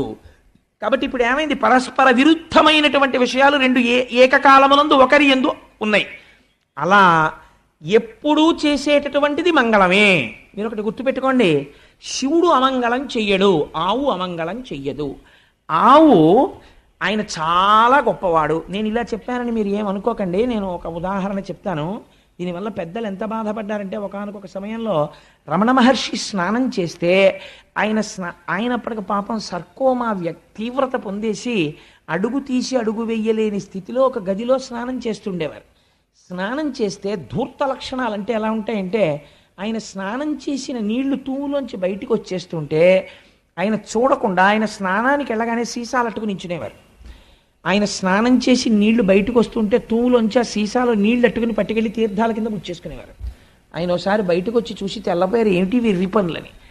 రమణ మహర్షి స్నానం చేసిన నీళ్లు తాగితే జ్ఞానం వస్తుందా? రమణ మహర్షి చెప్పినటువంటి విషయాన్ని మీరు పాటిస్తే జ్ఞానం వస్తుందా? అంటే అర్థం ఉండదా చేసేటటువంటి పనికి. అలా ఆయన ఎంత మహాజ్ఞాని కానివ్వండి, ఆయన ఎంత గొప్పవాడు కానివ్వండి, ఆయన మూత్ర విసర్జన చేశాడు అనుకోండి, ఆ మూత్ర విసర్జన చేసినటువంటి మూత్రాన్ని తీసుకొచ్చి మీరు ఈశ్వరార్చనలో వాడగలరా? ఆయన మహాజ్ఞాని. మీరు వాడరు, అలా వాడకూడదు కూడా, అసలు ఆ ప్రశ్నే రాదు. ఒక ఆవు మూత్ర విసర్జన చేసింది అనుకోండి, మీరు ఆ ఆవు మూత్రాన్ని పట్టి ఇంటికి తీసుకొచ్చి శుద్ధికి చల్లుకుంటారు. ఆవు మల విసర్జన చేసింది అనుకోండి, దాన్ని పట్టి తెచ్చి చంటి పిల్లల ఒంటికి రాస్తారు. ఎదర దశమస్కంధాల్లో విందురు కానీ మీరు దృష్టి దోషం రాదు. పైగా శుద్ధి జరగాలంటే ఆవు పేడ నీళ్లలో కలిపి కళ్ళాబీ చల్లుతారు, సూక్ష్మక్రిములు చచ్చిపోతాయని. ఆవు పేడ శుద్ధికి ఉపయోగపడుతుంది, ఆవు మూత్రము శుద్ధికి ఉపయోగపడుతుంది, ఆవు పాలు అభిషేకములకు ఉపయోగపడతాయి, ఆవు పాలు మేధస్సుకు ఉపయోగపడతాయి, ఆవు పాలు అమ్మలేని బిడ్డడి యొక్క శరీరాన్ని పోషించడానికి తల్లిపాలలా ఉపయోగపడతాయి. ఆవు ఎప్పుడు ఆవు నుంచి వచ్చినటువంటి సమస్త పదార్థములు మన యొక్క ఉన్నతికే ఉపయోగపడతాయి. కానీ ఆవు ఎక్కడ ఉంటుంది? ఇంటి బయట పెరట్లో ఉంటుంది ఎక్కడో తప్ప. అయ్యో ఆవా, నీ పాలతో అభిషేకం చేసుకుంటుంటే నాకు వచ్చినటువంటి గ్రహాల యొక్క దోషానికి ఉపశాంతి కలిగింది. పాపం నువ్వు అక్కడ ఉండడం ఏంటే, వచ్చి నువ్వు కూడా హాల్లో ఉండని తెచ్చి మీరు కడతారా? కట్టరు. ఆవు ఎలా ఇంట్లోకి రాదో, పెరట్లో ఉండి మీకు ఉపకారం చేస్తుందో, రుద్రభూమిలో ఉండి మీకు ఉపకారం చేస్తాడు శంకరుడు. అందుకని కైలాసాచల సన్నిభంబగు మహాగంభీర గోరాజమున్ నిరంతరము ఉపకారము తప్ప వేరొకటి తెలియనటువంటి ఆ ఆవుని నీ చరణంబుల నెవ్వడిటి నిర్దలితంబుక చేసే వాడు తా ఖేచరుడైన మణికీలిత భూషణయుక్త బాహులం వేచని త్రుంచివైతూ వినువీధికి నేగిన నెలడాగినన్నాడు పరీక్షిత్.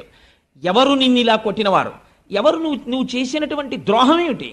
నువ్వు పాలిస్తావు, నీ పేడ ఉపయోగపడుతుంది, నీ మూత్రం ఉపయోగపడుతుంది, ఇన్నింటిని వాడుకుని వాచివి అయిన గడ్డి తిని వాహినులందు జలంబు త్రాగగా నువ్వు చేసినటువంటి దోషం ఏమిటి?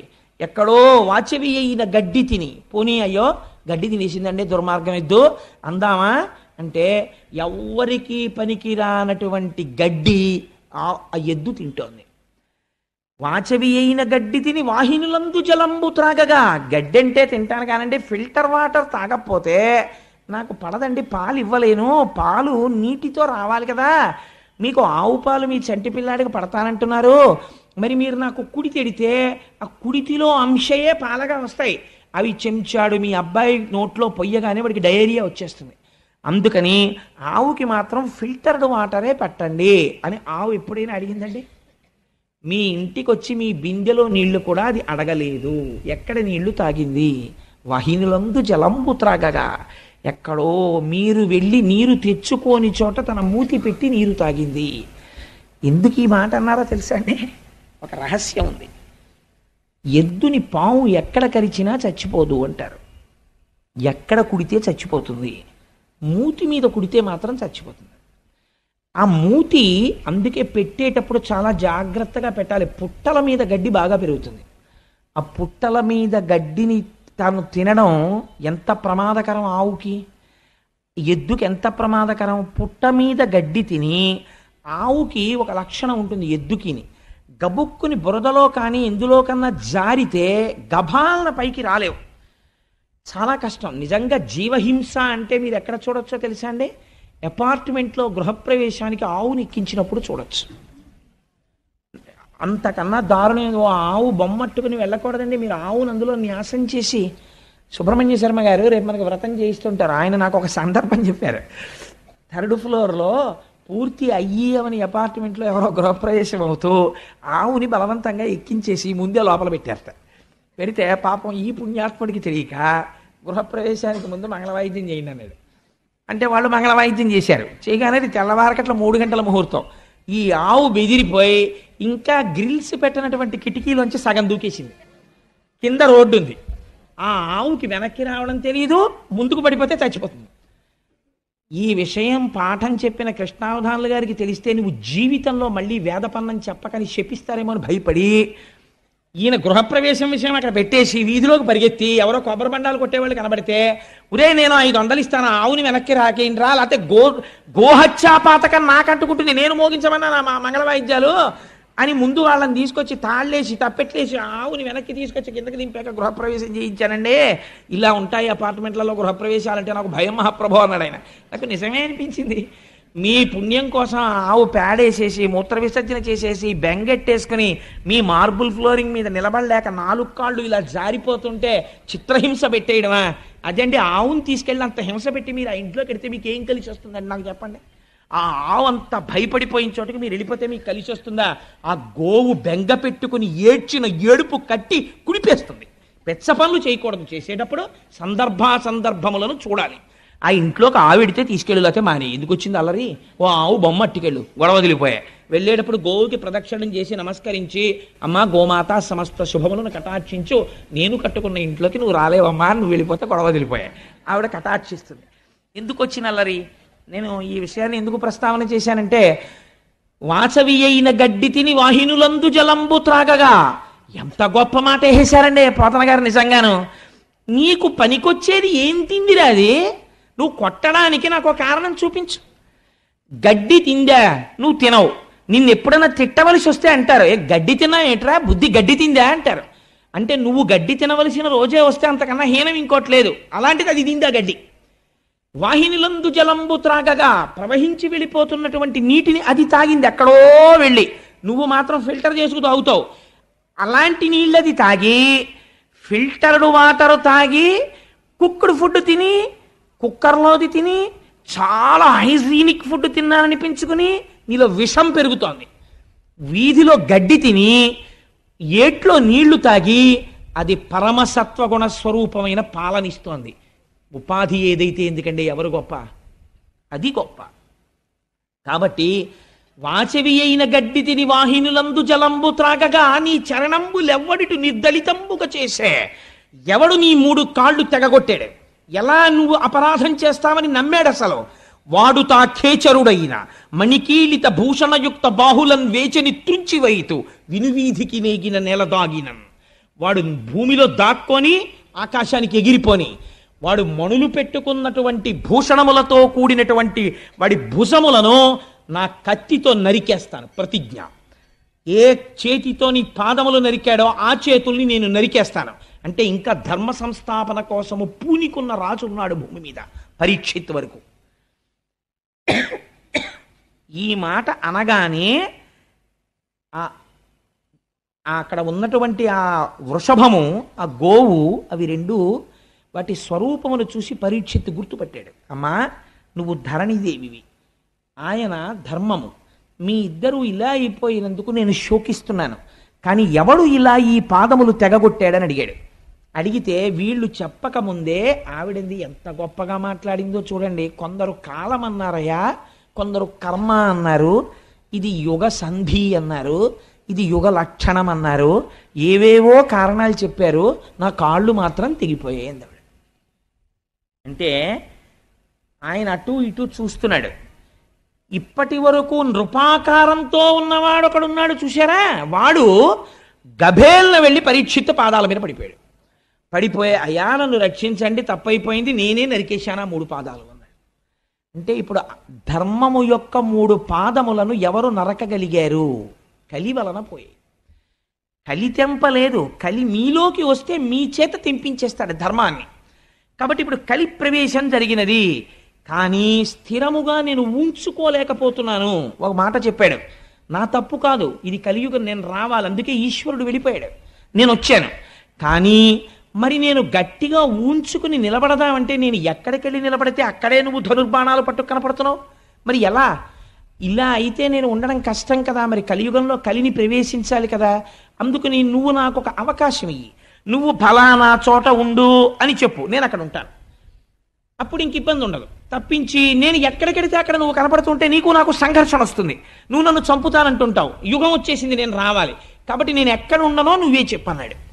అంటే ఎంత గొప్ప మాట చెప్పాడో చూడండి. పరీక్షిత్ అన్నాడు, నీకు 4 స్థానాలు ఇస్తాను, నువ్వు అక్కడే ఉండు అన్నాడు. ఎక్కడ ఉండమంటావు అని అడిగాడు. మొట్టమొదట పరీక్షిత్ చెప్పిన స్థానం ఏదో తెలుసా అండి? జూదశాల యందు నీవు ఉండవచ్చు. రెండవది ఎక్కడ ఉండనన్నాడు, పానశాల యందు నువ్వు ఉండవచ్చు. ఎక్కడెక్కడ ఈ మత్తు గొలిపేటటువంటి పదార్థములను త్రాగుతారో అక్కడ నువ్వు ఉండవచ్చు.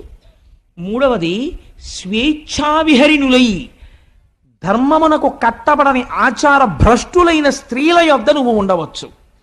నాలుగవది ఎక్కడ ఉండవచ్చు, జీవహింస జరిగేటటువంటి ప్రదేశముల యందు నీవు ఉండవచ్చు. 4 ప్రదేశాలు నీకు ఇచ్చానన్నాడు. ఇప్పుడు మీరు పురాణంగా నేను దీన్ని ఈ మాట చెప్పి నేను దాటేశాను అనుకోండి, మీరు నా చొక్కా ఏం పట్టుకోరు, పాపవాడికి అదే వచ్చులో చెప్పాడు, పాపవాడి జోలికి ఎందుకు మనకు వదిలేస్తారు నన్ను. కానీ మీరు నాకు ఒక విషయం చెప్పండి, కలికి ఈ 4 ప్లేసెస్ ఇస్తే ఏమిటి కలిసి వచ్చిందండి పరీక్షిత్కి? అసలు నువ్వు రావద్దురా అనాలి, కానీ ఈ 4 స్థానాలు నీకు ఇచ్చానన్నాడు కదా, ఈ 4 స్థానాలు ఇచ్చాడు అనుకోండి, కలి వెళ్ళి జూదం షాపులో పేక ముక్కలు ఇస్తాడా, లేకపోతే ఈ మత్తు పదార్థాన్ని అమ్మేటటువంటి చోటుకి వెళ్ళి షాప్ పెట్టుకుంటాడా, లేకపోతే జీవహింస తను చేస్తాడా? మిమ్మల్ని ఎలా పాడు చేస్తాడు కలి? ఇది మీరు విశ్లేషణ చెయ్యాలి. ఎలా పాడు చేస్తాడు అంటే దాని ఫలితమును చెప్పారు. జూదశాల యందు ఏమి జరుగుతుంది అంటే అసత్యము ప్రబలుతుంది. ఎలా అని మీరు నన్ను అడగచ్చు. మీరు కావాలంటే లోకమునందు పోకడ మీరు గమనించే ఉంటారు. మీరు గుడికి వెళ్ళేవాడు, ఏమన్నా ఒకసారి నేను శివాలయానికి వెళ్ళి ప్రదక్షిణం చేసి వచ్చేస్తానండి అంటాడు. లేదు, ఇంకా సినిమాకి వెళ్ళేవాడు అనుకోండి, ఏమండి ఏమనుకోకండి సినిమాకి వెళ్తున్నానంటాడు. ఇంకా పోని 10 మంది పరిహాసం ఆడాలండి. అదేంటి ఆఫీసర్ గారి దగ్గరికి వెళ్ళి, సార్ నాకు కొత్తగా పెళ్ళయిందండి, 16 రోజుల పండగ, ఎస్ఆర్ఎం గారి ఇన్స్పెక్షనో జడ్ఎం గారి ఇన్స్పెక్షనో అంటున్నారు, మా అత్తారు బాధపడతారు సార్, అందుకని 16 రోజుల పండగకి వెళ్ళాలంటే ఓ చిరునవ్వు నవ్వేసి ఆఫీసర్ గారు గ్రాంట్ చేసేయచ్చు. అది కూడా నోటితో చెప్పుకుంటాడు నేను వెళ్ళాలండి అని. కానీ ప్యాక్ ఆడుకోవడానికి వెళ్తున్నానండి అని చెప్తాడండి ఎవడైనా? చెప్పడు, మర్యాద పోతుందని తెలుసు వాడికి. అందుకని ఏం చెప్తాడు? అబ్బాయి ఏం లేదండి మా ఫ్రెండ్ ఇంటికి వెళ్ళొస్తాను మాస్టారు అని వెళ్ళిపోతాడు. లేకపోతే దానికి అందమైన పేరు ఎట్టుకుంటారు. దాన్ని నేను ఎందుకు చెప్పాలి కానీ ఇంగ్లీష్లో అయితే సితో ప్రారంభమైంది బీతో పూర్తి అయిపోయేటటువంటి 4 అక్షరాల సంస్థను ఒక దాన్ని పెట్టుకుంటారు. పెట్టుకుని అలా చెప్పుకోవడానికి సిగ్గేది, అందుకని అక్కడికి వెడుతున్నామని చెప్పుకుంటారు అని వెళ్ళిపోతారు. వెళ్ళిపోతే సాధారణంగా ఏమనుకుంటారంటే వీళ్ళందరూ లోపల కూర్చుని ఏదో దేవకార్యం నిర్వహిస్తున్నారు అనుకుంటారు. ఏం ఉండదు, అక్కడ బూడిద ఆడుకుంటూ ఉంటారు వీళ్ళందరూ. చాలా నిశ్శబ్దంగా ఐశ్వర్యం వెళ్ళిపోతుంది అక్కడ. అది కలిస్థానం. అందుకని అసత్యం ప్రారంభమవుతుంది. ఎందుకో తెలుసా అండి? సత్యమేవేశ్వరో లోకే సత్యం పద్మాశ్రితా సదా సత్యమూలాని సర్వాణి సత్యాన్నాస్తి పరమం పదం. సత్యాన్ని ఆశ్రయించి లక్ష్మి ఉంటుంది. అసత్యం పలకగానే లక్ష్మి వెళ్ళిపోవడం మొదలైపోతుంది. అక్కడ ఏమవుతుంది? అసత్యమే చెప్పాలి. కాబట్టి ఏం చేస్తాడు? ప్రారంభం అసత్యం, తీరా వెళ్ళిన తర్వాత 3 గంటలు కూర్చుని ఇంటికి వస్తాడు. పాపం భార్య అలా కూర్చుంటుంది. ఏమండి ఇంతసేపు ఎక్కడికి వెళ్ళారండి అంటుంది. కోటేశ్వరరావు ఉపన్యాసానికి వెళ్ళానే, ఓ రోజు తప్పకుండా రండి రండి రండి రండి, మీరు రాకపోతే నేను చెప్పలేకపోతున్నాను అంటున్నాడు, అందుకని వెళ్ళానంటాడు. కాబట్టి ఏమైపోయింది? అక్కడ అసత్యం. అసలు ఆ కోటేశ్వరరావు అలా అడగను లేదు. నాకు ఒక తమాషా అయిన మాట ఒకటి వినపడుతుంటుంది ప్రపంచంలో. నాకు ఎక్కడ నవ్వు వస్తుందంటే ఒక్కొక్కరు నాకు కనపడంటుంటారు, కోటేశ్వరరావు మీ ఉపన్యాసాలకి రాలేకపోయానండి ఏమనుకోకండి అంటారు.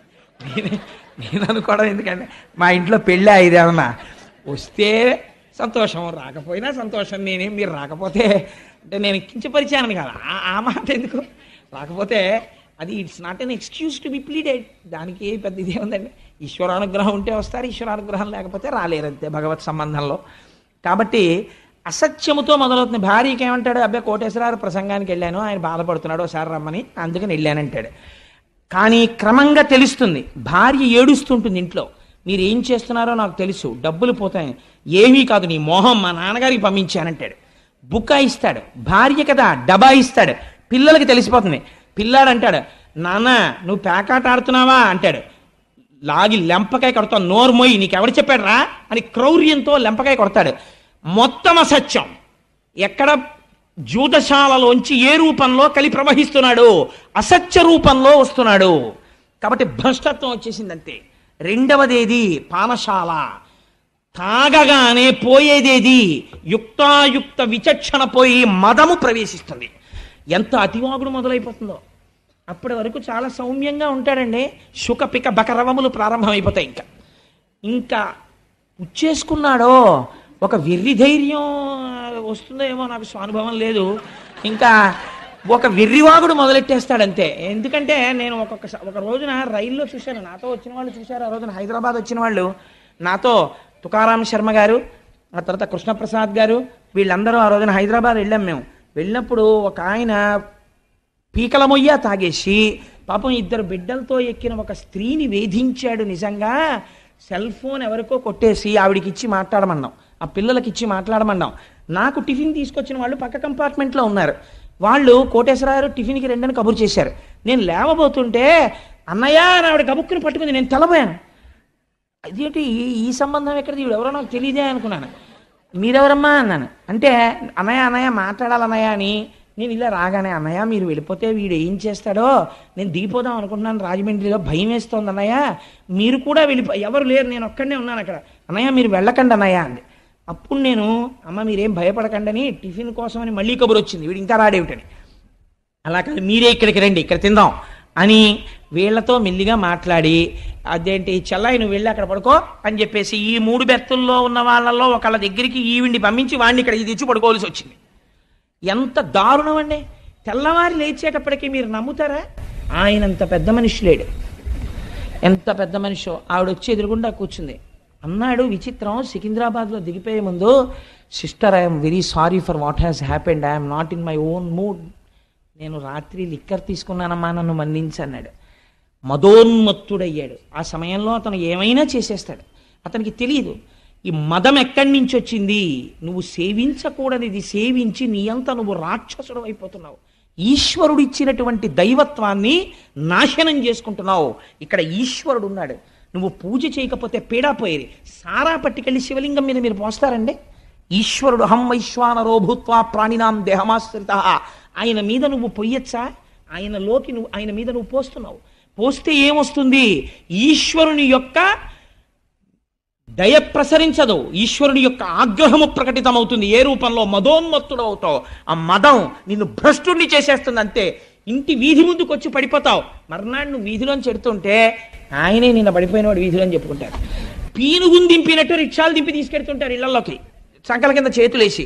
ఎంత దారుణం అండి! ఎందుకు? బతుకు బతికినట్ట చచ్చినట్ట? దేని వలన? కేవలం నీ నాడీ మండలకి ఉత్ప్రేరకం కోసమని మనుష్యుడవై పుట్టి 10 మందికి చెప్పవలసిన వాడివి, బిడ్డలు పెళ్లిళ్ళకు వచ్చేసినటువంటి స్థితిలో నువ్వు ప్రవర్తించవలసినటువంటి ప్రవర్తన ఇది. కలి ఎలా రాగలడో మద రూపంలో వస్తాడు మధ్యశాల నుంచి. అందుకని నువ్వు పానశాల ఎందు ఉండవచ్చు.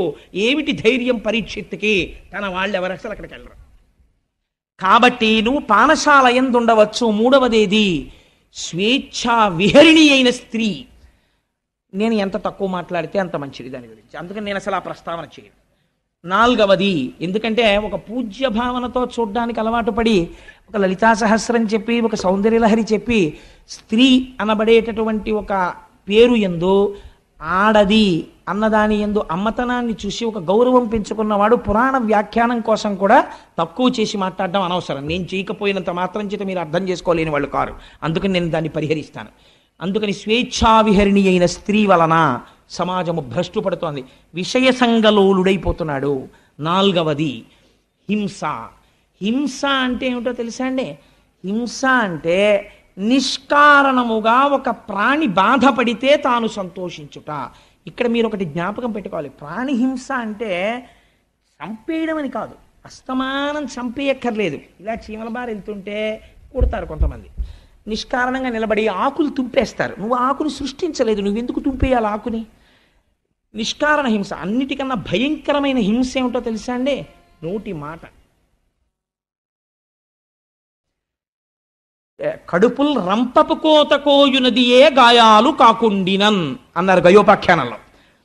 ఒక మనిషిని పడుకోబెట్టి ఎనస్థీషియా ఇవ్వకుండా ఓ రంపం పట్టుకొచ్చి అటొకళ్ళు ఇటొకళ్ళు నిలబడి దూలాన్ని కోసినట్టు ఇలా కోస్తూ ఉంటే ఆ కడుపు కోయబడుతున్నవాడు ఎంత బాధపడతాడో, అవతల వాడు నేనంటున్న మాటలకంత బాధపడుతున్నాడన్న ఇంగిత జ్ఞానము లేకుండా ఈశ్వరుడు నోరిచ్చాడని పేలిన చవట అంతే పాపాన్ని మూట కట్టుకుంటున్నాడు.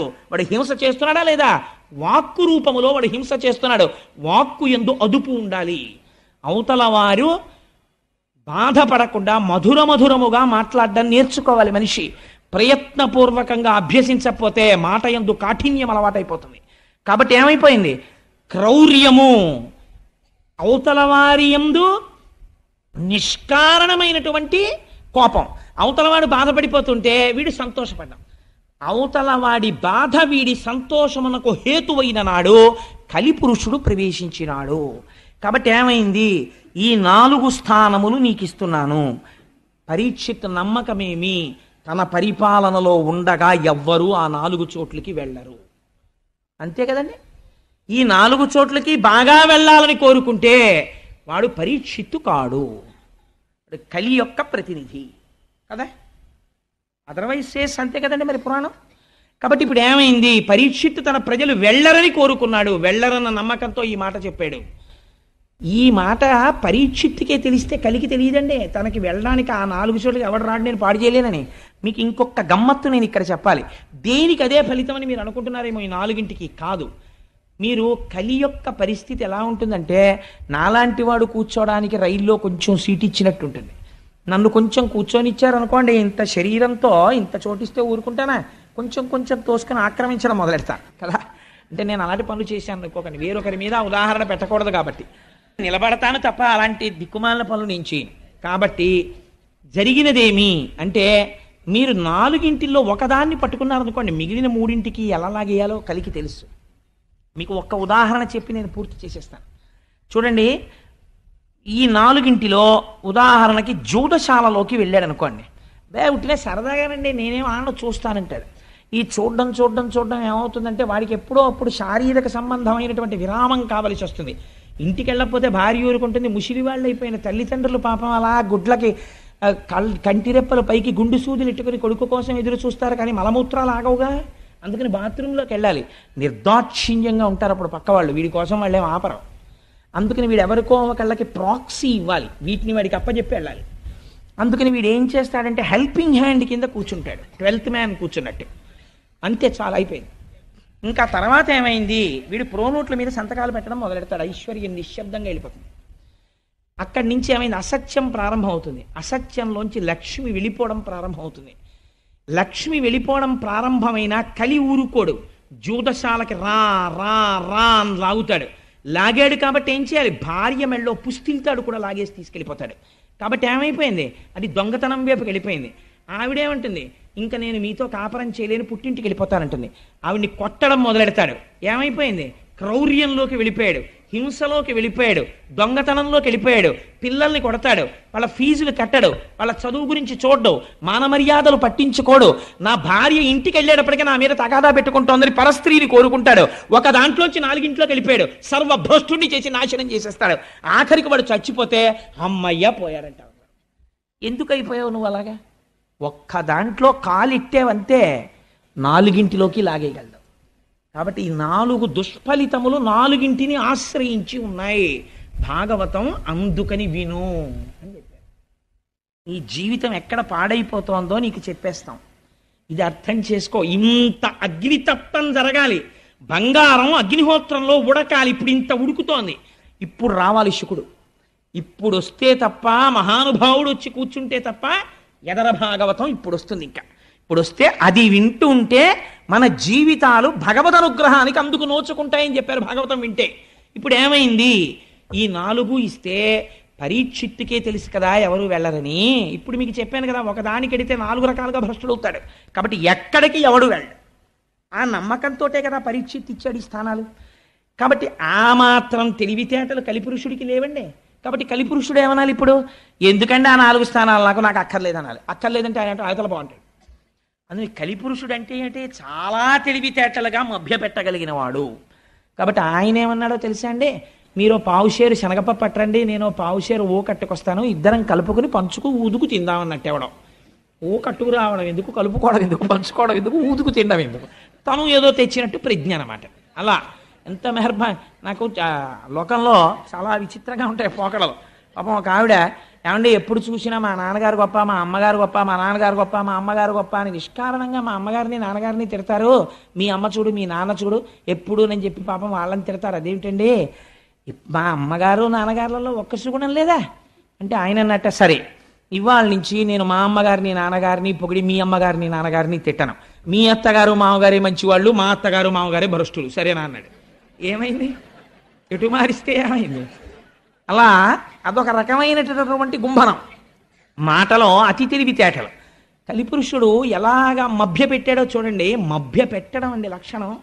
అసలు ఆ మభ్య పెట్టేటటువంటి మాట తీరు ఎక్కడి నుంచి వస్తుందో తెలుసా అండి, ఇక్కడ అశౌచం ఉంటే అవతల వాళ్ళని ఎలాగో అలా లొంగదీసే మాట మాట్లాడడం మొదలవుతుంది. తను సత్యమునకు కట్టుబడిపోయాడు అనుకోండి, ఇక్కడ కలిస్థానం లేదనుకోండి, అసలు అవతల వారి యొక్క ప్రయోజనాన్ని తాను కోరుకోవట్లేదు. కాబట్టి అసలు అటువంటి ఆ మాటలు రావు నోటి వెంట. ఎలా మాట్లాడాడో చూడండి, ఎంత గొప్పగా మాట్లాడాడో. అయ్యా మీరు 4 ఇచ్చారు కదా, ఈ 4 నేను ఊంచుకోవడానికి తగిన స్థానము లేదు కనుక ఇంకొకటి ఇప్పించండి అన్నాడు. ఇంకొకటి ఇప్పించండి అంటే ఆయనకి తెలిసి ఈ 4 తప్ప ఇంకొకటి ఏది ఇచ్చినా అందులోకి నేను ప్రవేశించడానికి అవకాశం వెతుక్కోవచ్చు అని. గభాలన పరీక్షిత్ అన్నాడు, బంగారం ఇచ్చాను అన్నాడు. ఎందుకన్నాడా మాట అంటే, ఆ రోజుల్లో బహుశా ఒక లక్షణం ఉండేది.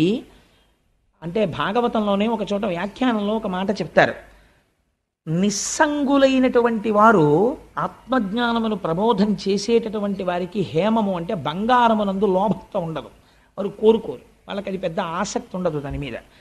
అట్లాంటి వారు లోకములో ఉండగా, వారి ప్రబోధం ఉండగా లోకం ఎందుకు పాడవుతుంది అనుకున్నాడో ఏమో, బంగారమునందు స్థానం ఇచ్చానన్నాడు. పరీక్షిత్ ఒంటి నిండా బంగారం ఉంది, ఆపాదమస్తకం, కిరీటం దగ్గర నుంచి ఆభరణాల వరకు ఉంది. వెళ్ళలేడండి, అందరిలోకి వెళ్ళడం ఎందుకండి, పరీక్షిత్తులోకి వెళ్ళిపోతే సరిపోయాయి, డైరెక్ట్గా నాశనం అయిపోయింది. పరీక్షిత్తును పాడి చేసేస్తే చాలు.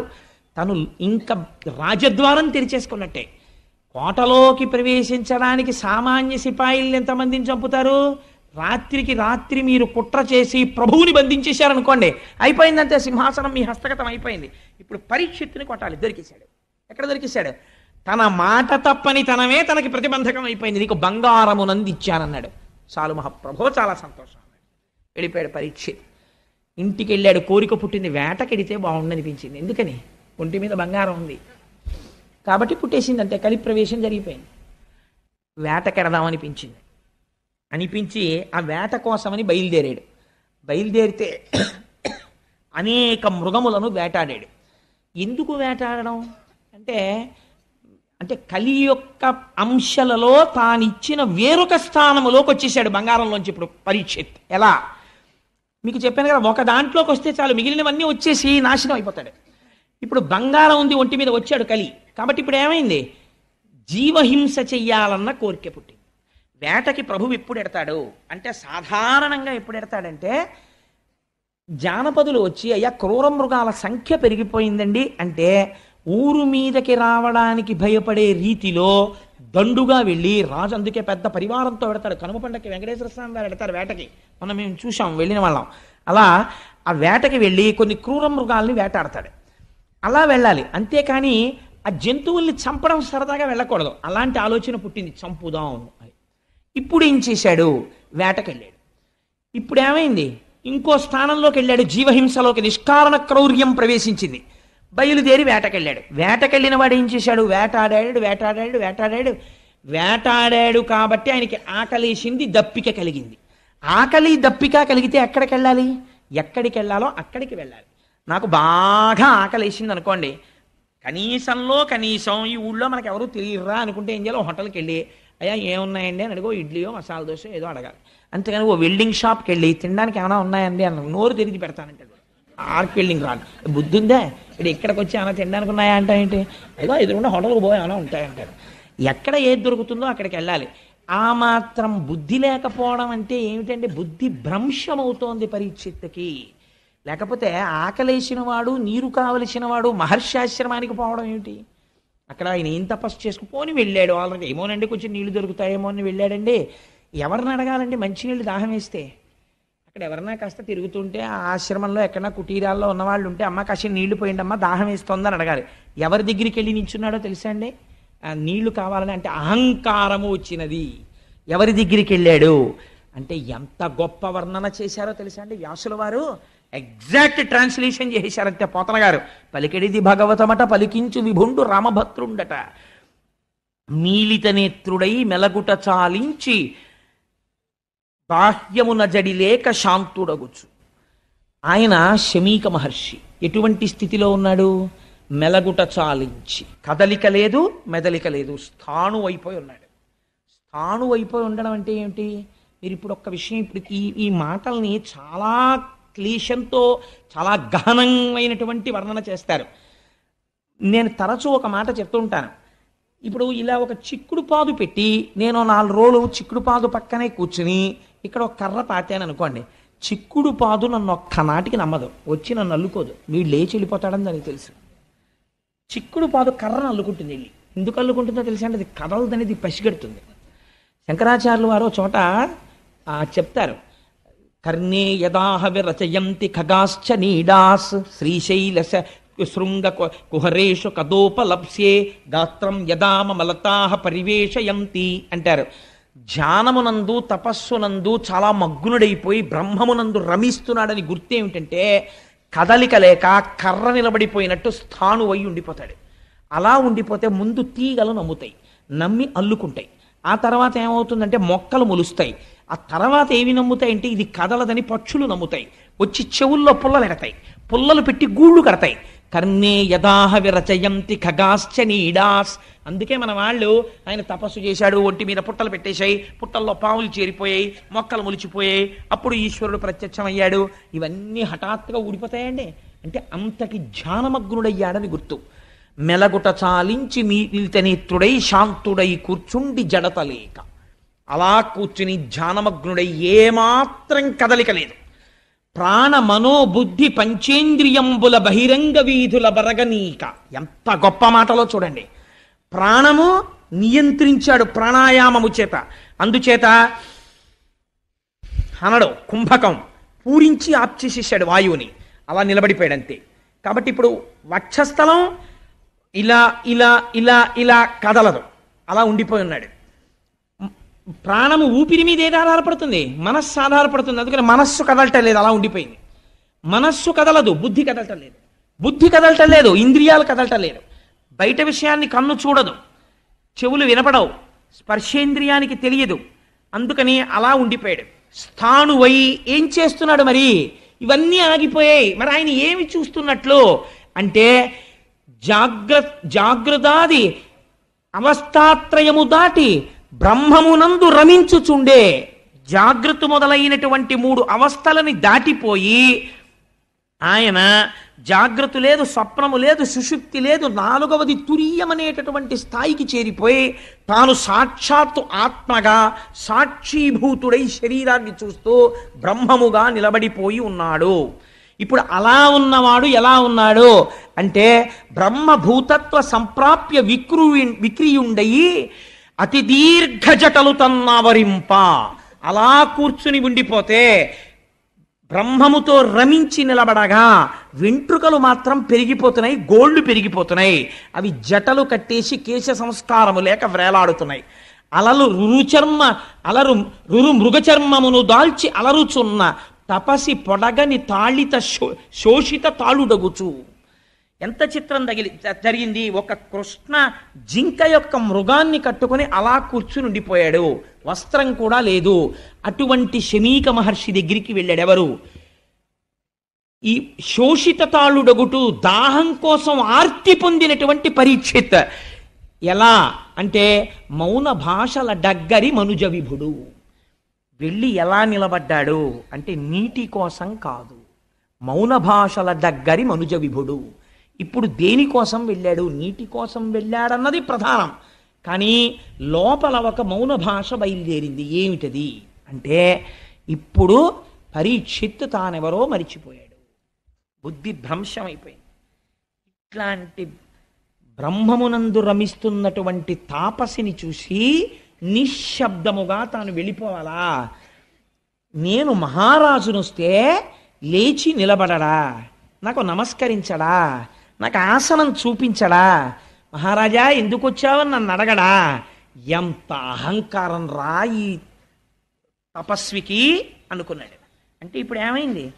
ఇంత పరీక్షిత్, ఇంత గొప్పవాడు, తెల్లవారి లేస్తే బ్రాహ్మణులకు నమస్కారం చేసేవాడు, అన్నీ తెలుసున్నవాడు, అన్నిటినీ మరిచిపోయాడు. బుద్ధి భ్రంశమైపోయింది కలి యొక్క ప్రవేశము వలన. దీనివల్ల ఏమైపోయింది? ఆగ్రహం పుట్టింది. యుక్తాయుక్త విచక్షణను కోల్పోయాడు. ఇందాక మీకు చెప్పాను కదా, ఒక స్థానంలోంచి ఒక స్థానంలోకి వెళ్ళిపోతున్నాడు. ఎంత వేగంగా జారిపోతున్నాడో చూడండి పరీక్షిత్. ఎలా అవమానించాలి ఇన్ని అనుకున్నాడు. అక్కడ చచ్చిపోయి పడున్న పామున్నది. మీరు ఒకటి గుర్తుపెట్టుకోండి, చచ్చిపోయిన పామైనా బతికున్న పామైనా అక్కడ పాము కనపడింది అనుకోండి ఉలిక్కి పడతాం. శమీక మహర్షికి తెలియదు అక్కడ చచ్చిపోయిన పాము ఉందని. అంటే ఆయన అంతగా బ్రహ్మమునందు రమిస్తున్నాడు. పరీక్షిత్ కనపడుతోంది చచ్చిపోయిన పాము. చచ్చిపోయిన పామైనా మెళ్ళో వేసేటప్పటికి చల్లగా తగులుతుంది. తగలగానే ఏమిటిది అని చూసుకునేటప్పటికి పాము, అయ్య బాబాయ్ పాము, అయ్య బాబా పాము అని అరుస్తాడు. అప్పుడు వీడిని గేలి చెయ్యొచ్చు అనుకున్నాడు. ఇప్పుడు ఏమైంది? మౌన భాషల దగ్గరి మనుజ విభుడు. వికృతాతి వికృతమైన ఆలోచనలు లోపల పెరిగిపోతున్నాయి ఇంకా రకరకాలుగా. ఇప్పుడు ఏం చేశాడు? ఆ ధనస్సు యొక్క చివరి భాగంతో మృత సర్పాన్ని పైకెత్తాడు. ఒక ప్రభువు ధర్మరాజు యొక్క మనవడు అభిమన్యుడి కొడుకు చెయ్యవలసిన పనా అంటే ఇప్పుడు ఏమైపోతోంది? పరమ భయంకరమైన సన్నివేశము జరుగుతోంది ప్రపంచంలో. ఆ మృత సర్పాన్ని పైకెత్తాడు. ఎత్తి ఎవరి మీద వేశాడు? శమీక మహర్షి మెడలో వేశాడు. ఆయనకి చల్లగా పాము తెలిసిందా? తెలియలేదు. కాబట్టి ఏమిటి నిర్ధారణ? ఆయన తపస్వి అయి ఉన్నారు. తపస్వి అయి ఉన్నవాడిలోకి వెళ్ళగలిగాడా కలి? వెళ్ళలేకపోయాడు. ఆయనలోకి వెళ్ళి దేంటి గభాలను ఆయన నీళ్లు తీసి పరీక్షిత్తులు శపించేటట్టు చెయ్యొచ్చుగా. వెళ్ళలేకపోయాడు. ఎందుకు వెళ్ళలేకపోయాడు? ఇంద్రియములు, మనస్సు ఈశ్వరుణ్ణి పట్టి ఉన్నాయి.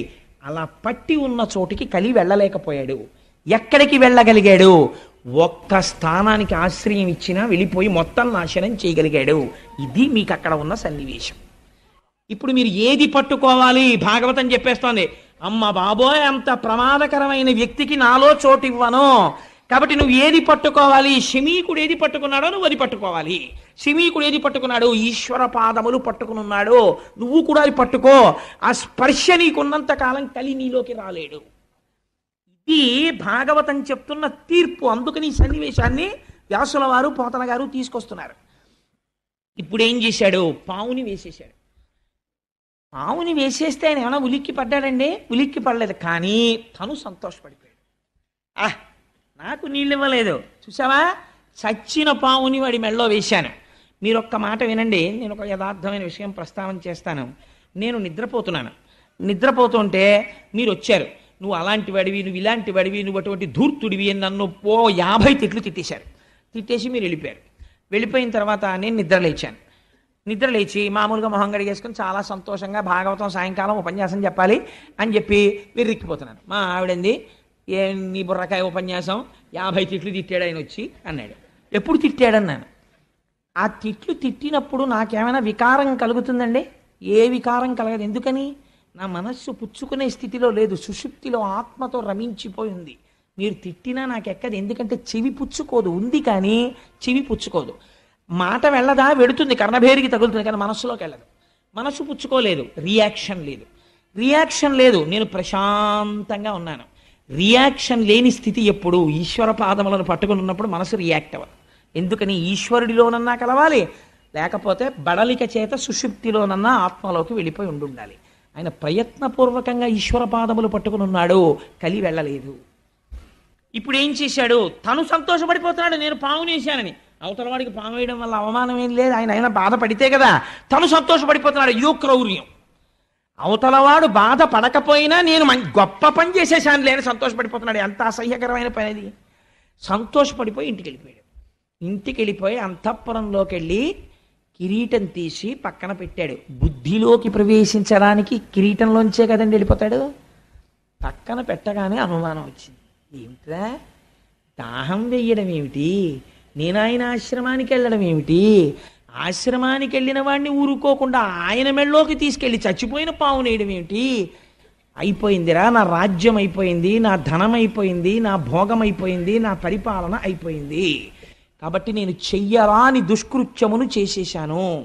దీనికి అంతటికీ కారణం కలిపురుషుడు ప్రవేశించేశాడు. ఎంత తప్పు చేశాను అని పశ్చాత్తాపడిపోయాడు.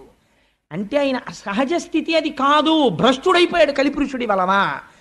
ఇప్పుడు ఇదెవరికి తెలిసింది?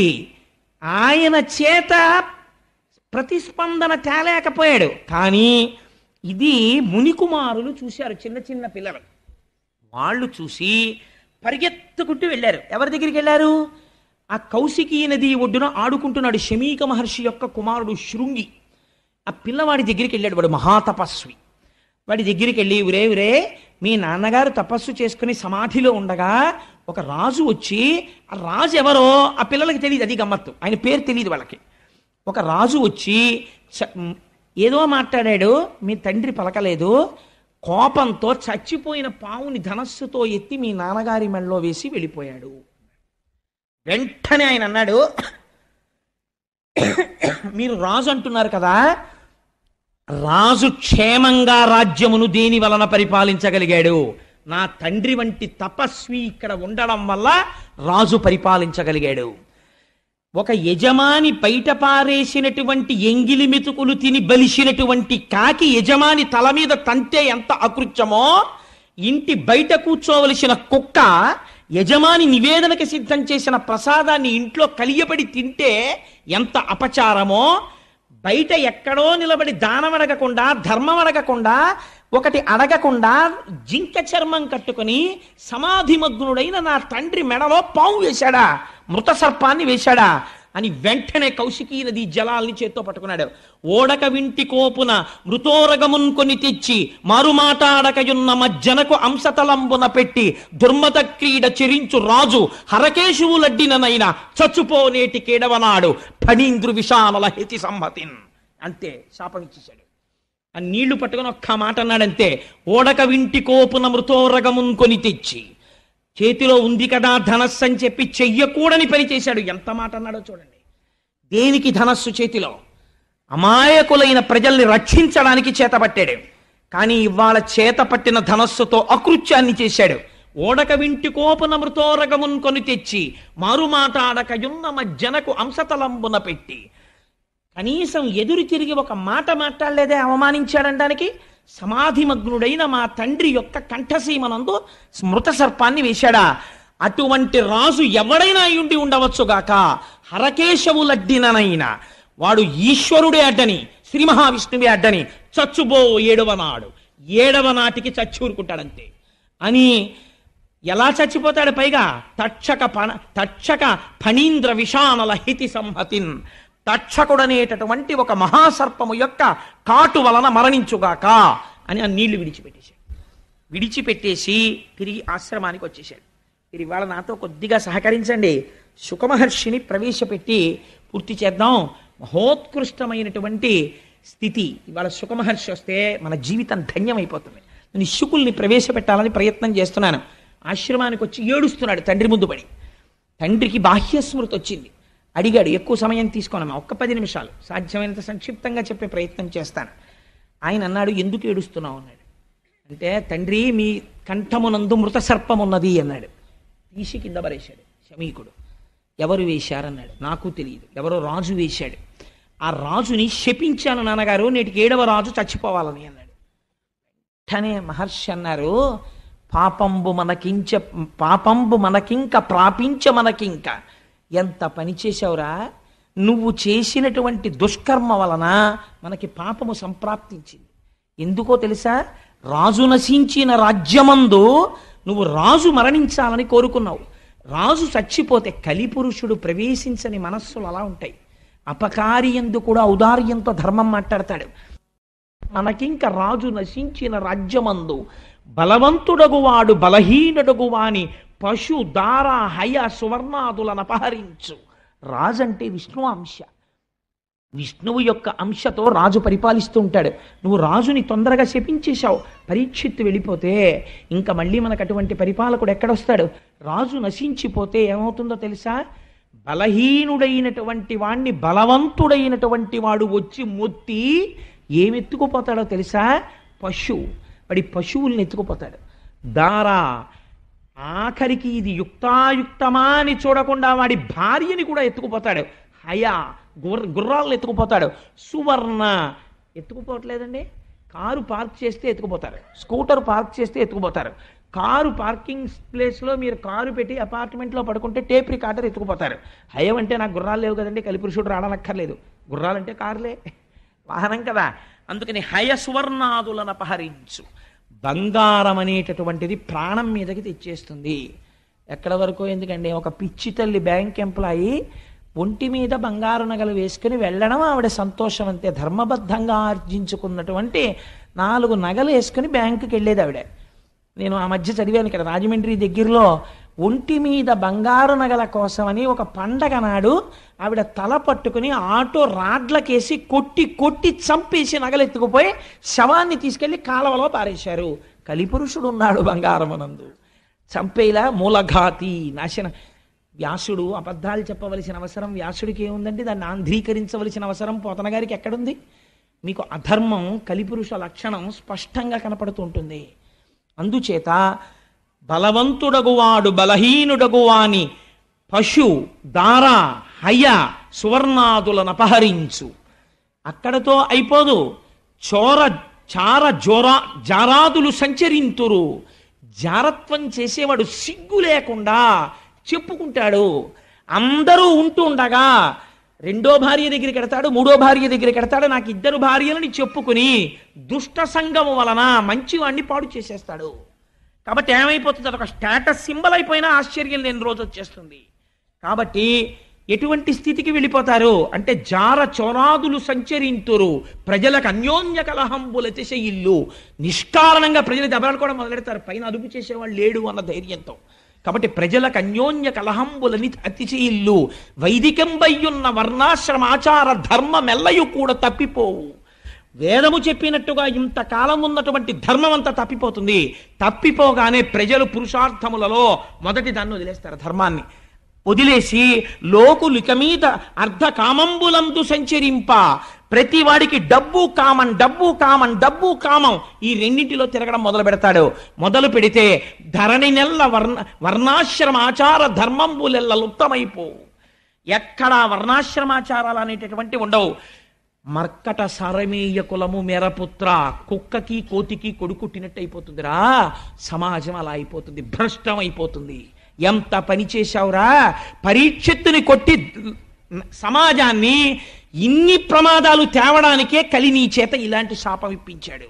నువ్వు క్రోధమునకు వశుడవైపోయావు, ఎటువంటి శాపం ఇచ్చేసావురా, ఎంత పొరపాటు చేసేసావు అన్నాడు. కానీ పరీక్షిత్తుకు అందిపోయింది ఈ వార్త.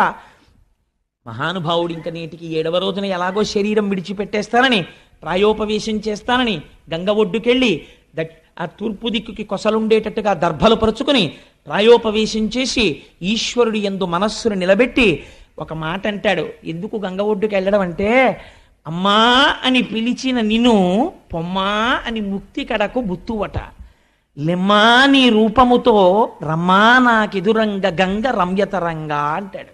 ఎంత గొప్ప పద్యం అంటే నిజంగా పోతన గారికే చెల్లింది గంగ మీద పద్యం రాయడం. అమ్మా అని పిలిచిన నిన్ను ఎవరైనా నీ దగ్గరికి వచ్చి అమ్మా గంగమ్మ అంటేట ఎంత అనుగ్రహిస్తావో తెలుసా, పొమ్మా అని ముక్తి కడకు బుత్తువట. ఇది గంగా స్నానానికి గొప్పతనం. పోరా, ఇన్ని తప్పులు చేస్తే తీసేసాను నీ పాపాలు, పో మోక్షానికి అని పంపించేస్తావుట. అమ్మా నాకు టైం అయిపోయిందమ్మా, శాపం పొందేశాను, లెమ్మా నీ రూపముతో, అమ్మా ఒక్కసారి నాకు దర్శనం ఇవ్వా, లెమ్మా నీ రూపముతో, రమ్మా నాకెదురంగ గంగ రమ్యతరంగా, ఈ తరంగములతో వచ్చి నీలో నన్ను కలిపేసుకోమ్మా అని గంగ ఒడ్డున ప్రాయోపవేశం చేశాడు. ప్రాయోపవేశం చేస్తే పరీక్షిత్, ఎవరు యాగం చేస్తే దేవతలు వచ్చి కూర్చున్నారో అటువంటి మహాపురుషుడు శాపగ్రస్తుడై ప్రాయోపవేశం చేశాడు. ఇప్పుడు ఈ సన్నివేశం చూడడానికి ఎవరు వచ్చారో తెలుసా అండి? గౌతముడు, అగస్త్యుడు, విశ్వామిత్రుడు, వశిష్ఠుడు మొదలైనటువంటి ఋషులందరూ వచ్చేశారు. ఎందుకు ఇది చూడడం? వాళ్ళకైనా సరదాగా ప్రాయోపవేశం చేసి చచ్చిపోతుంటే చూడడం కాదు. పరీక్షిత్ నిర్గమించగానే కలి విజృంభణం ఎలా ప్రారంభమవుతుందో చూస్తున్నారు. ఇంకా ఎంత ఆశ్చర్యం రా! నిన్నటి దాకా స్థానం లేని కలి బంగారం ఇవ్వగానే కొట్టేశాడంతే, మొత్తం ఆక్రమించేస్తున్నాడు. ప్రారంభమైపోయింది రాజ్యంలో ఎక్కడ చూసినా. ఈ ఆశ్చర్యాన్ని చూడడానికి ఈశ్వర శాసనం ఎలా ఉంటుందో, ఉత్తర క్షణంలో ఎలా మారిపోతోందో లోకం, పరీక్షిత్ వెళ్ళిపోతున్నాడని, ఇంతటి ధర్మమూర్తి నిర్గమించేస్తున్నాడు అని చూడడానికి అందరూ వచ్చి కూర్చున్నారు. అందరినీ అడుగుతున్నాడు, ఏం చెయ్యని ఇంకా ఈ 7 రోజులు నేను ఏం చేస్తే మోక్షం పొందుతానని. ఆ ఆర్తి ఉన్నవాడు ఇంతటి పని చేసేసాడు. ఎంత చిత్రం చూడండి! ఇంత ధర్మం ఉన్నవాడు ఇంత అధర్మమైన పని చేసేయడమా? కలికి ఇంత అవకాశం ఇస్తే అంత ప్రమాదాన్ని తెచ్చేశాడు. ఇది వాళ్ళందరూ చూడ్డానికి వచ్చిన ఆశ్చర్యం. కాలోహి దురతిక్రమ, అతిక్రమించలేకపోతున్నారు. ఏమీ ఈ చిత్రం! ఇంతటి స్థితిలో కూడా ఈశ్వర పాదములు పట్టుకున్నవాడు మాత్రం చెక్కు చెదరట్లేదు. ఇది చూడ్డానికి వచ్చి వాళ్ళందరూ నిలబడ్డారు. నిలబడితే అక్కడికి ఒక ఆయన వచ్చాడు. 16 సంవత్సరముల వయస్సు, మంచి యవ్వనంలో ఉన్నాడు. నల్లటి జుత్తు, ముఖం మీద చిందరవందరగా పడిపోయింది. ఒక కౌపీనం పెట్టుకుని ఉన్నాడు. చుట్టూ చిన్నపిల్లలందరూ చేరారు. వాళ్లతో హాస్యం ఆడుతున్నాడు. ఏమీ మాట లేదు, మంతి లేదు. నవ్వుతూ సూర్యుడు దిగి భూమండలం మీద నడుస్తున్నాడా అన్నట్టుగా, ఒకరు పిలవకపోయినా ఆవు పాలు పితికిన కన్నా కూడా నిలబడనటువంటి శుకుడు తనంత తాను నడిచి వచ్చి నిలబడితే ఆయన తేజస్సు చూసి పొంగిపోయి, కృష్ణ భగవానుణ్ణి మా వంశమంతా అర్చించినందుకు నేను వెళ్ళిపోతున్న సమయంలో మార్గం చూపించడానికి నాకు గురువుని పంపాడు కృష్ణ పరమాత్మ అని పొంగిపోయి అర్ఘ్యపాద్యాదులనిచ్చి శుకుడి కాళ్ళ మీద పడితే కదిలి వెళ్ళిపోవడం అలవాటున్న శుకుడు కూర్చున్నాడు. 7 రోజులు నీకు చెప్తా, ఏమిటి నీ బాధ చెప్పన్నాడు. శుకబ్రహ్మ వచ్చి కూర్చున్నారు. చాలు, ఇక్కడ వరకు విన్నా. ఇవాళ ఈ శుకబ్రహ్మ ప్రవేశం వింటే భానువారం విశేషించి మాఘమాసం. మాఘమాసంలో భానువారానికి ఒక విశిష్టత ఉన్నది. అందుకని ఇవాల్టి రోజున శుకుడు వచ్చేయాలని తాపత్రయపడ్డాను. ఆయన్ని తేవడం కోసం ఇంత ప్రయత్నం చేశాం.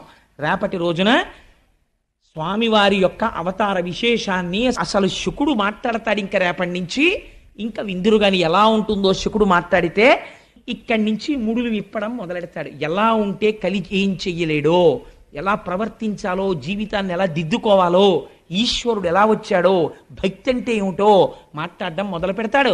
మనందరం సంతోషంగా రేపు 6:30 మళ్ళీ ప్రారంభం చేద్దాం. కృష్ణనామం చెప్పుకుని బయలుదేరదామమ్మా. వసుదేవసుతం దేవం కంసచాణూరమర్దనం దేవకీ పరమానందం కృష్ణం వందే జగద్గురుం అతసీ పుష్పసంకాశం హారనూపురశోభితం రత్నకంకణకేయూరం కృష్ణం వందే జగద్గురుం. 3 అయితే సత్యం కాబట్టి 3 సార్లు చెప్పేద్దాం ఏమ్మా. మందారగంధ సంయుక్తం చారుహాసం చతుర్భుజం బర్హి పింఛావచూడాంగం కృష్ణం వందే జగద్గురుం. సర్వం శ్రీ ఉమామహేశ్వర పరబ్రహ్మార్పణమస్తు. స్వస్తి.